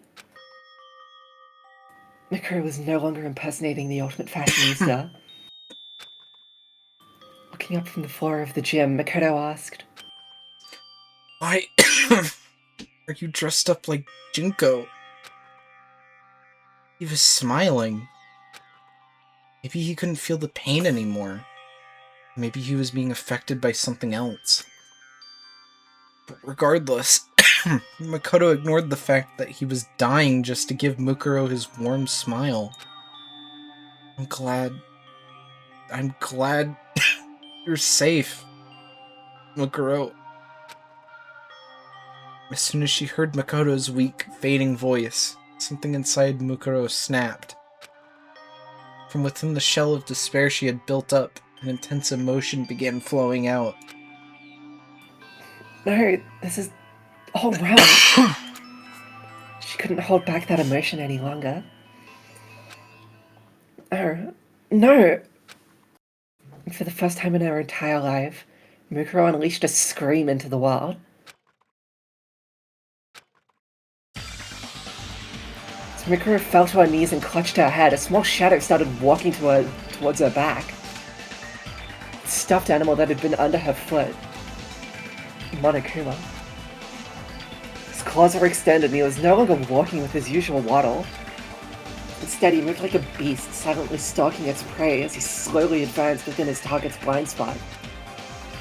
As he inched closer to Mukuro, Monokuma raised his razor-sharp claws, crouched on his haunches, and suddenly leapt towards the back of her neck. However, just before those claws could reach the paralyzed Mukuro, Dark Shadow moved in from the side and swatted the claws away with one blow. His lunge deflected, Monokuma was sent flying through the air, spinning wildly before crashing into the wall. That is, yeah, probably Sakura. Damn you! What are you trying to do? Sakura Ogami, the ultimate martial artist, had just prevented another tragedy. She stood before Monokuma and addressed him in a loud, booming voice. Not only did you attempt to kill Junko for violating school regulations, you even attacked Makoto, who had nothing to do with this. If you plan to continue acting in such a savage manner, there's no reason for us to play along with your game. Byakuya Tagami, the ultimate affluent progeny, smirked condescendingly at Sakura. Fool. One could say you've now violated school regulations with your senseless actions. Looked as if he honestly did not care for his fellow students if they lived or died at all.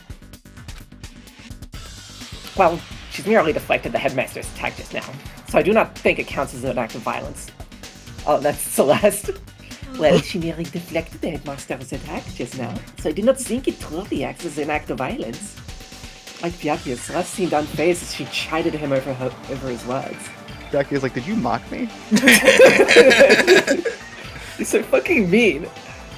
Why is everyone impersonating me? However, the banter between the two was enough to stir the stunned students to action. Makoto! Saito was the first one to run towards Makoto, who lay bleeding from his stomach. Hopefully that's the first and last time that happens. But Monokuma stopped her, shouting in a tone of voice that seemed completely out of character. Be careful! Don't get too close to those two! Oh, I forgot about- I remember this. I love this bit. He said, huh? Startled by Monokuma's desperate tone, Sayaka and the others stopped moving almost instinctively. The students looked around at each other. Instead of his usual playful gait, Monokuma walked toward them with deliberate, methodical steps. And then he suddenly blurted out something that took everyone, including Mukuro Ikusaba, by surprise. I'm sure you're probably confused by this sudden turn of events, but I want you guys to work together! As Mukuro slowly turned her head toward Monokuma, he pointed at her and yelled, Mukuro Ikusaba and her accomplice, Makoto Naegi, are the terrorists responsible for locking you all inside the academy! What? Off the fucking dome. This is the genius of the ultimate despair. Just lying. What? Once again, time stopped for Mukuro. But this time, she wasn't the only one affected. Everyone seemed to be frozen in shock. After a few seconds of silence, Aoi Asahina, the ultimate swimming pro, spoke first. Huh? You're kidding, right? I mean, Makoto's a terrorist? That's impossible. And who's Mukuro anyway? I mean, that's Junko. Monokuma began slowly explaining to Aoi.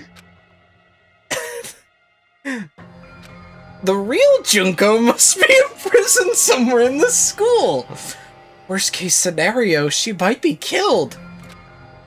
Mukuro must have researched which one of you would be easiest for her to impersonate, and hid among you all by pretending to be her. She was probably trying to make sure the killing game went smoothly. Suddenly, Monokuma's hands and feet began jerking in an awkward motion as he looked at the other students and introduced himself.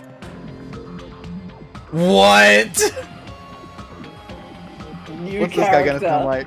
What's Who this guy the gonna sound fuck like? is this guy? You think this is a real person? I'm Bashiki Madar. Sorry, Bashiki Madarai. Madarai. The ultimate hacker. I'm your upperclassman. I hacked into the academy from the outside, and I was finally able to take control of Monokuma's body just a little while ago. Take control? From who? From the head of the terrorist organization that's controlling this robot from the outside. What? What are you saying, Junko? Mukuro trembled as she heard the words coming right out of Monokuma's mouth. For a brief moment, she clung to the hope that her sister wasn't trying to kill her, but as soon as that hope was born, it was immediately consumed by despair. Junko had the power to transform hope into despair. She would never let anyone hack her that easily. There was only one explanation. Junko Nishima was pretending to be someone named Beshki in order to frame Mukuro and Makoto. Oh! Okay, I was confused. It was as though Junko was using Mukuro's survival as a branching path to lead to the students to a different despair. Monokuma continued talking, telling the students more lies designed to prod them into action. On your first day at Hope's Peak Academy, you guys were exposed to sleeping gas, knocked unconscious, and taken hostage. Mukuro and Makoto are probably the only operatives that the terrorists sent inside the school. That means they probably know how to escape from here. And then Monokuma turned to face Mukuro. Mukuro Ikusaba was a member of a mercenary group called Fenrir. She's a wanted criminal who's killed over 10 people associated with the school. So don't get soft and think you could capture her alive.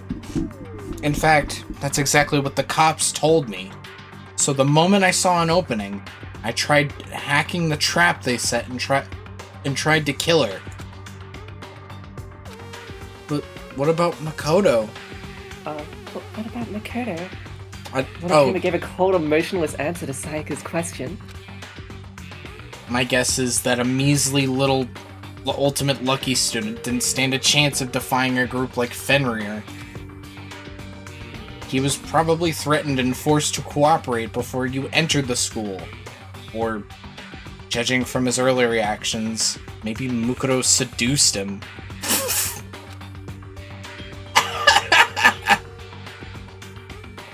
Sayaka's face went pale when she heard that answer, and immediately stopped talking. I don't care that Makoto is dead anymore. Mukuro raised her head and it shouted, You're wrong! Makoto isn't a terrorist! You all have to believe me! The whole gym fell silent. And then, as if he was speaking for everyone else there, Taka stepped forward and nervously asked, Hold on. What do you mean Makoto isn't a terrorist? It sounds like you're saying that there's no doubt that you, in fact, are a terrorist. I ask that you correct yourself at once and say, we are not terrorists.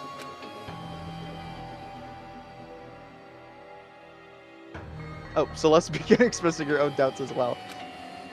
It is strange. Does it not seem odd that he is so protective of someone we all just met a few days ago? Mukuro stood in silence. The other students' faces began to fill with suspicion and doubt as they realized they weren't looking at the real Junko Enoshima. Byakuya pushed up his glasses and began coldly pointing at what seemed out of place to him. I heard that fool Makoto, or whatever his name is, call you Mukuro instead of Junko. How would Makoto know that your name is really Mukuro if he just met you not that long ago? Bro, I don't know. Bro, I don't know. I don't know. I'm as clueless as you. Yeah. I've also heard of a group called Fenrir, continued Byakuya. As I recall, its members have a tattoo somewhere on their bodies. Instinctively, Byakuya's words put Mikuro into a calm state of mind. In hostile situations, her defensive reflexes as the ultimate soldier often manifested themselves. Mikuro's tattoo was on the back of her right hand. She wondered how she could hide this from the other students without also calling attention to it. But in the end, this concern was in vain. If the police's records are true, she should have a tattoo on the back of her right hand. Oh.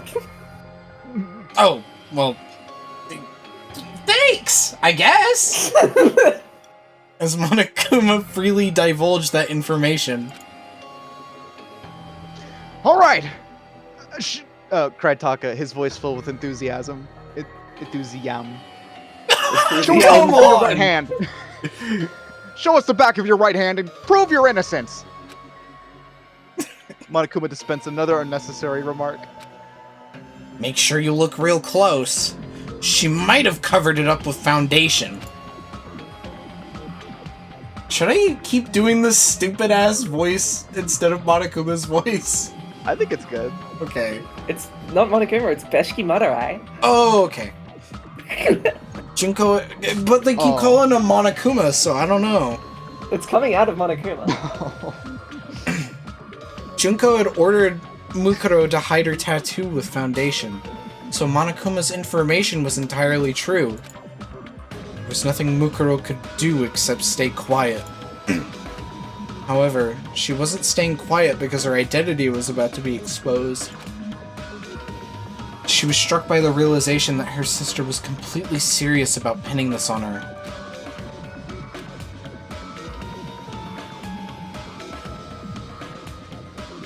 Oh, is it my turn? Yeah. Oh, sorry, I was typing something. Why the hesitation? Shouted the foolishly honest Taka. As my classmate, I have complete faith in you. From behind him, Ifumi Yamada, the ultimate fanfic creator, murmured to himself as cold sweat ran down his cheeks. I legit forgot what this guy sounds like. Well, look at that. I guess this is what they call a checkmate, huh? Yeah, I remember that. Who could this possibly be? Oh. Why don't you just fess up already, you fucking bastard? In contrast to Ifumi, Mondo Owada, the ultimate bike gang leader, was royally pissed. Everybody's gotta get one in. However, there were some students who were busy questioning Monokuma instead of Mukuro. Hey, you're not coming to save us? Shouted Leon Kawada, the ultimate baseball star. You should hurry up and charge in here already! Monokuma looked at Leon and shook his head softly. The police can't help you right now.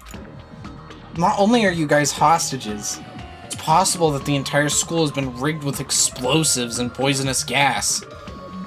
I hacked into this Monokuma Roblox to investigate that for myself. I was playing Roblox. I played Roblox. Then, what about everyone on that DVD? What about everyone outside the school? Asked Sayaka. The memory of the DVD she was forced to watch yesterday still weighed heavily on her mind, but Monokuma didn't have a clear answer. I don't know anything about any DVDs, but there are definitely terrorists causing havoc out here. Law enforcement around the world is in shambles trying to deal with this. Oh. That's impossible! Sayaka shuddered and collapsed to her knees. Aww. Sayaka? Next to her, Chihiro Fujisaki, the ultimate programmer, was unsure what she should do. Behind her, two other girls stood silently. First was Teko Fukawa, the ultimate writing prodigy. She seemed to be trying her very best not to look at Makoto as he lay bleeding. The other was a quiet girl who hadn't talked about much about herself named Kyoko Kirigiri. Unlike Toko, Kyoko was watching everything intently, as if she was studying the scene of a crime. From Makoto's breathing patterns to the subtle changes in Mukuro's facial expressions, nothing was escaping her attention. Suddenly, Toko began nervously talking to Sakura. So anyways, let's just say that Mukuro woman or whoever's over there is a terrorist. Hurry up and beat her to death or something. We don't know that yet. Said Sakura. My fists do not mete out justice based on simple speculation. Sakura tried to get near Makoto to examine his wounds, but Monokuma stood in her way, shouting, Don't come any closer. This meant that Mukuro was the only. Oh, Wow. you're still reading? Yeah, this You're meant still that reading. Mukuro was the only one who could get close to Makoto.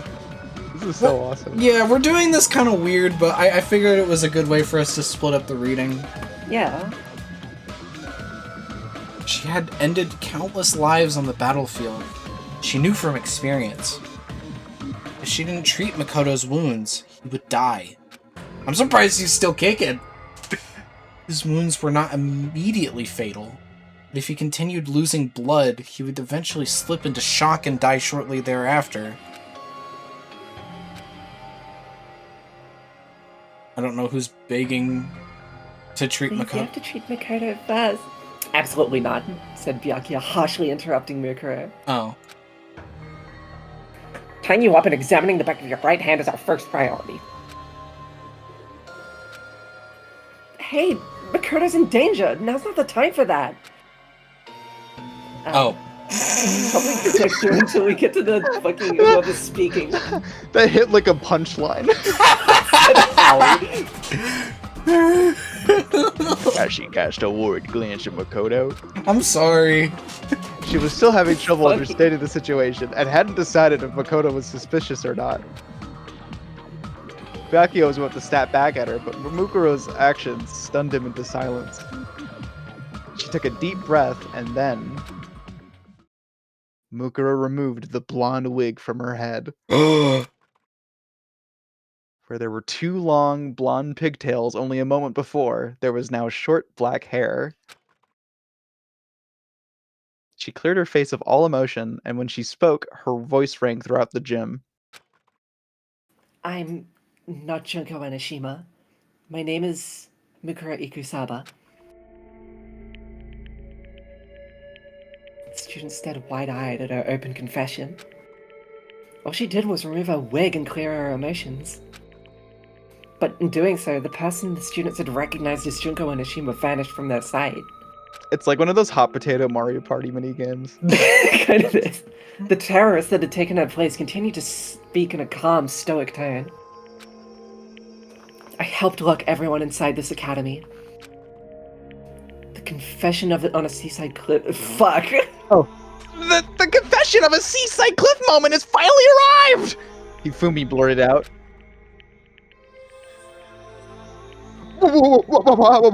Wigs are against school regulations, Junko! I mean Mukuro! Shouted Taka. As if stirred by their cries of excitement, the other students began clamoring among themselves. Huh? Said Yasuhiro. So Makoto's wounds are like real? Does that mean that stuff about terrorists and whatever is all real too? So everything that's happened these past few days wasn't a bunch of staged events? You know exactly which sprite he's pulling right now. As the reality of the situation began dawning on Yasuhiro, all Leon could say to him was, "Shut the hell up!" Byakuya just remained calm and addressed Mukuro in a condescending manner. What does your group want? If you're after money, you could have tried to negotiate with me, because I have all of the money. Okay, buddy. Of course, I'd rather let them die than surrender to your ransom demands. Our purpose is to fill the world with despair. Byakuya scoffed at this notion and began to speak once again. Yeah, okay, whatever. I see. Monokuma said something similar, so that ideology is what fuels your terrorism. It's true, if you did anything to me, you would certainly fill the world with despair. But obviously that would be impossible for you. Aoi couldn't believe what Byakuya was saying and frowned as she muttered. How self-centered can you be? After confirming that Byakuya had no more questions for her, Mukuro looked at Makoto, whose breathing had slowed, and let her voice show some emotion. But Makoto has nothing to do with this. Can't believe what Monokuma says. What did you say, bitch? Shouted Mondo. Probably Mondo still. I don't know what the hell you're talking about. You're a terrorist, just like Monokuma said. Mukuro looked away from Mondo and continued speaking. It's true, but Makoto isn't involved at all. Celeste coldly brushed her objection aside.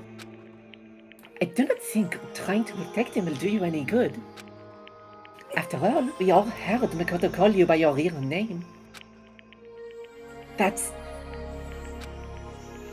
She had no words. There was nothing she could say to protect Makoto. Even though Makoto was truly innocent. Though Mukuro was the ultimate soldier, her powers were largely limited to battle.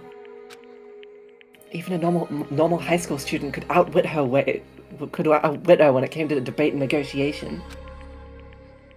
If she were the ultimate negotiator, she couldn't be able to convince them and that memories had really been erased. But in her current situation, if she tried to bring up the memory loss, they would think it was a desperate excuse.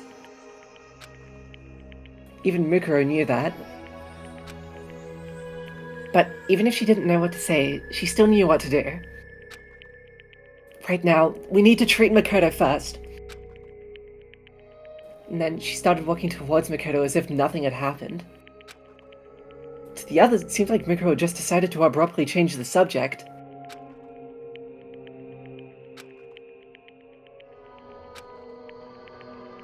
Hold it. We will immediately take Makoto to the nurse's office for treatment. However, we must tie you up. This was Sakura's honest demand. But there was no way Mukuro could accept it. If she was separated from Makoto, there'd be no telling what Monokuma would do to him.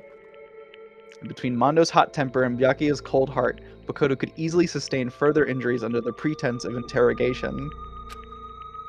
Furthermore, among these students, Mukuro knew she was the only one who had experience treating wounds due to her time with Fenrir. After mulling that over, she narrowed her eyes and went silent. Her mind was made up. She was determined to fight her way out of here and escape with Makoto. I apologize, but I need you all to fall asleep right now. Oh. She said that. Oh. Yeah, no, that was good. That was correct. As she said that, Sakura instantly positioned herself behind Mukuro. She was completely within her blind spot. Oh, To a wait, normal that person, was... it would seem like Sakura was suddenly vanished. Yeah. That's fine. I thought like Sakura was like... I'll just keep reading. Okay. After moving faster than any human being could see, Sakura's equally fast hands launched a blow towards the back of Mukuro's neck. However... Sorry, Sakura, but I need to get out of here. Mukuro parried Sakura's fist with a spinning roundhouse kick.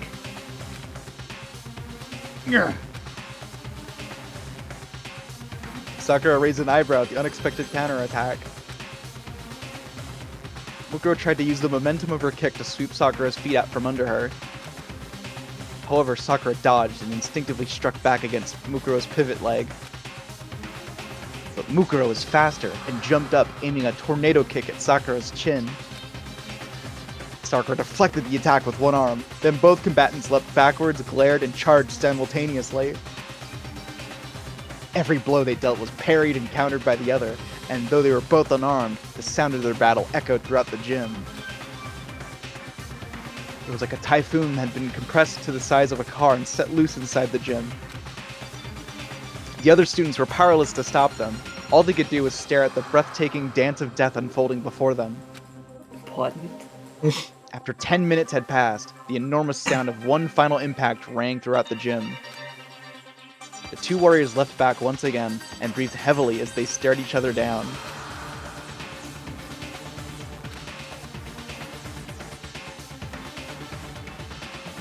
Oh, my mistake. Though it's only been a few days, I cannot believe I did not notice such an impressive fighter was hiding among us. In addition to the surprise Sakura felt, it was as if the battle had left her energized. Mukuro, on the other hand, looked down at her arm, confirmed it had been wounded during the battle, and thought to herself, She's strong. I don't think Sakura is even taking this seriously right now. Despite being constantly surrounded by firearms, blades, traps, and explosives during her time with Fenrir, this is the first time she'd ever been wounded. Mukuro was powerless before the might of the woman known as the ultimate martial artist, and the strongest woman in the world. Just as I thought, I can't beat Sakura with my bare hands alone. If she'd been directly ordered to kill Sakura, Mukuro would have been either opted to either snipe her from a distance or poison her. At this close range, she would need an assault rifle just to stand a fighting chance. I don't have time for this. the Sakura upscale. She looked at Makoto and confirmed that his breathing had grown even shallower. I need to hurry. But at that moment, she had no one to turn to for help. Suddenly, Mikuro had an idea. It was true that gaining an ally in this situation was impossible. However, she could still turn one person into her enemy's enemy. Mikuro took a deep breath before she charged at Sakura. And she immediately fainted and charged at a different girl. Toko, who'd been cowering in fear from the battle between Sakura and Mukuro in the corner of the gym.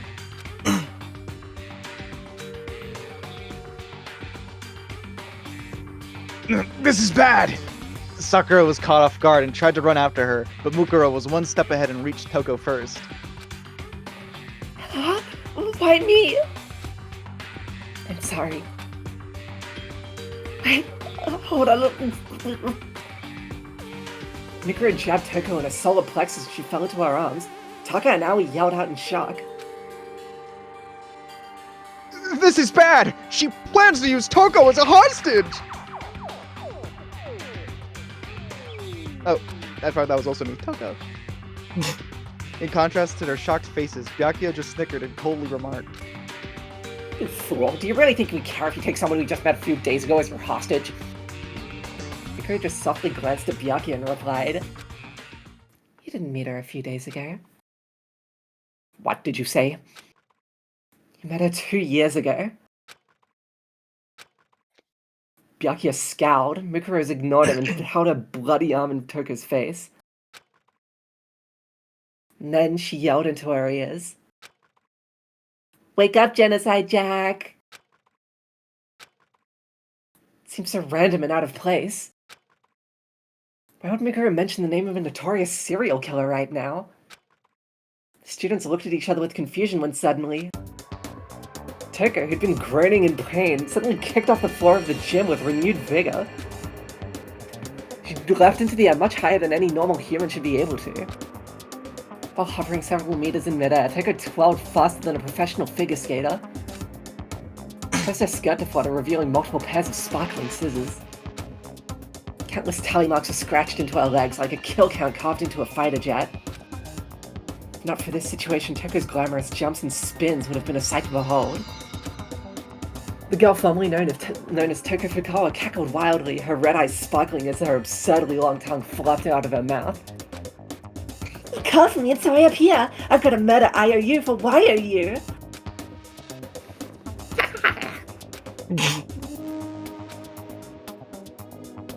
Toko? The situation had changed so drastically that even Sayako, who was silent up until now, spoke up. Hey, you flash in the pan! Don't treat Genocide Jack like the depressing little Four Eyes. The dirty girl doesn't bathe herself at all, so I gotta put in 5 times the effort just to rub myself down in the shower. I don't know who was eking. I thought it might have been Sayaka. Suddenly sent the students clamoring among themselves. Could have been Neon. Hey! Leon yelled. What the hell does that mean? Monokuma just shook his head. There are some things even I don't understand. The students continued to panic at the strange turn of events. Toko, now calling herself Genocide Jack, took out a set of scissors from under her skirt and snipped them with glee as she looked around the gym. Huh? Man, it's been a while since I got to stretch my legs. So what are you guys gonna do here at the gym while I was snoozing away? Have an orgy? I understand. I totally understand. You guys need me to cut off your clothes so you can feel even naughtier. Yeah, right. Why the hell would I do that to you, dumbasses? My scissors are only meant for cutting the supple, tender flesh of adorable boys. Genocide Jack was causing a ruckus when she saw Makoto laying on the floor. She tilted her head once again. Huh? Big Mac, you're like totally about to die. What's the deal? Did your world fill you with so much despair that you all came here to commit mass suicide? It's so hot, but why are you starting without me? Toko? Cried Aoi. Get a hold of yourself! Genocide Jack ignored Aoi and let her emotions run unchecked, jumping and dancing with excitement as she held her scissors. Jeez, I wanted to stab Big Mac's side myself! The spot right here where the ribs are kinda showing already. It's not even screaming right now, though. What does that mean? Oh well, maybe I can just get used to this feeling of alienation instead. I have no idea what's going on anymore! Shouted Yasuhiro. I don't know why that got me. Just imagine him in this situation. This is all the aliens' fault! Yasuhiro buried his head into his arms, but no one was paying attention to him. Literally, that's right. No!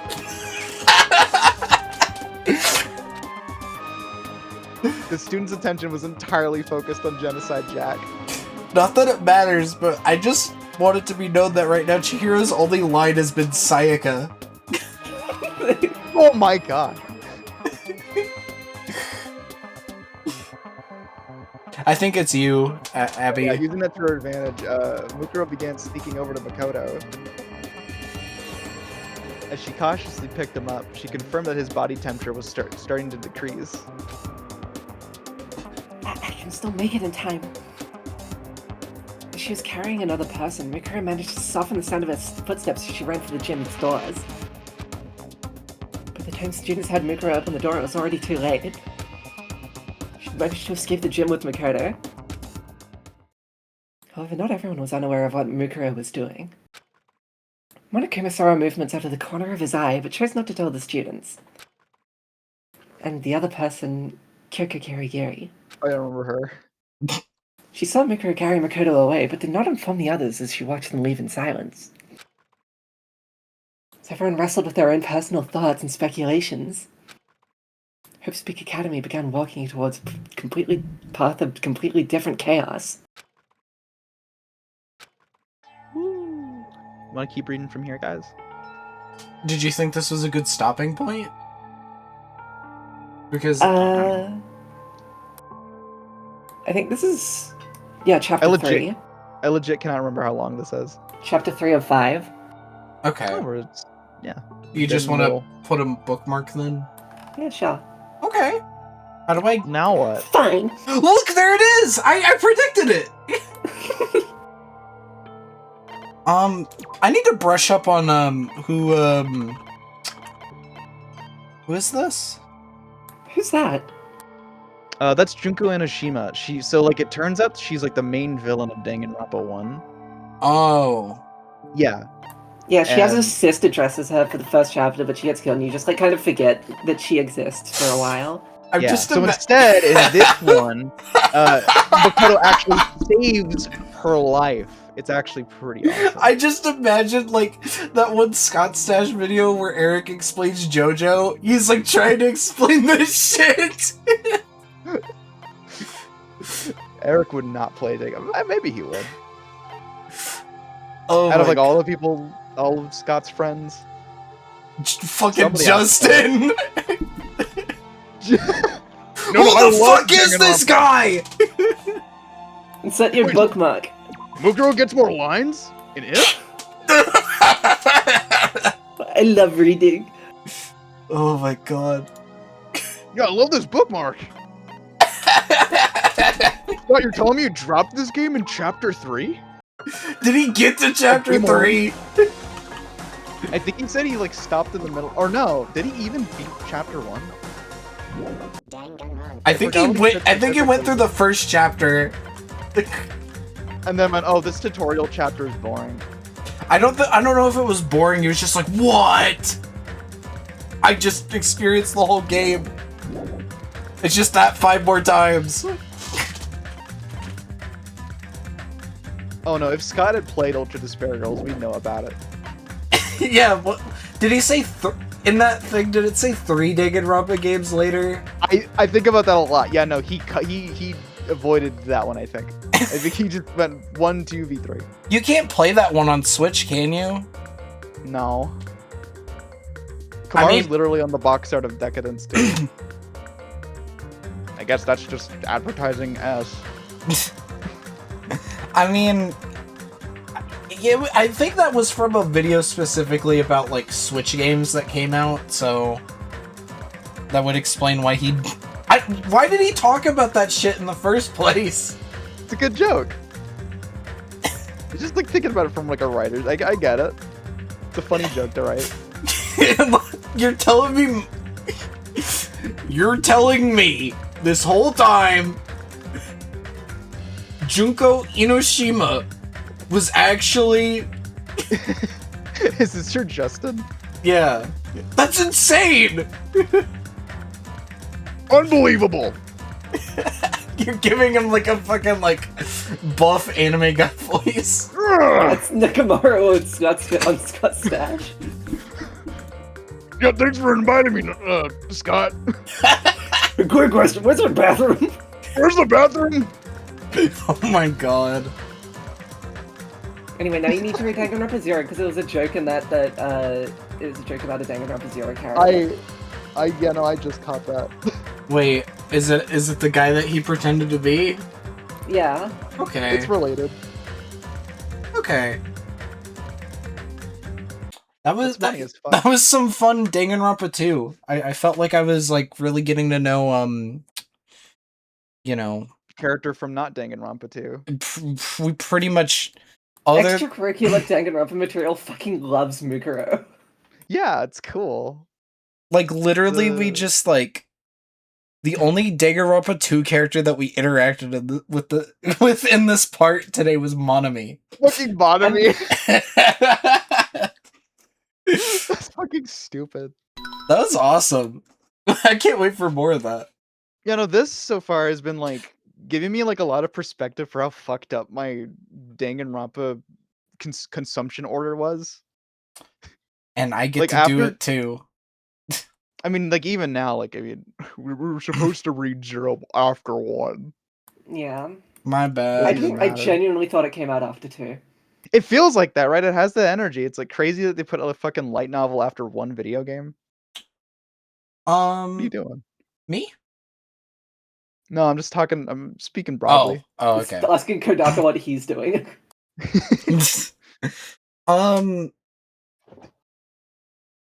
I don't know. Like reading that first bit, I was like, I kind of get why people write fan fiction now. Yeah. It's cool. It's like, I don't know. It is really cool because it's like literally one small change, and then they have to just like write like about that. An entire new story. Yeah. Is that why we're not getting a second scenario in Danganronpa 1? Yeah, we already got this one.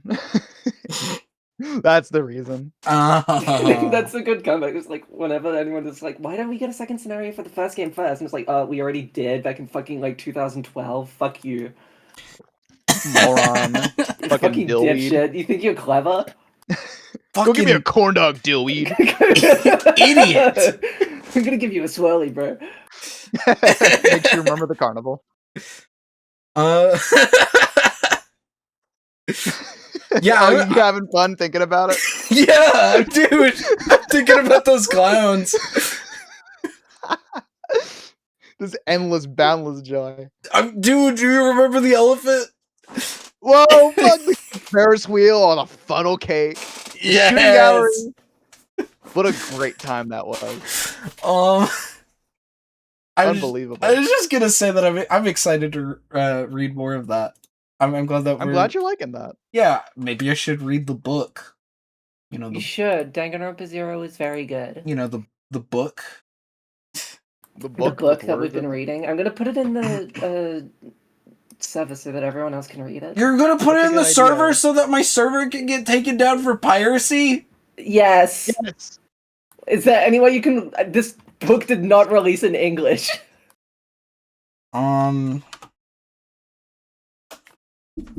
I guess I'm reading Chat, people in chat, people in the VOD.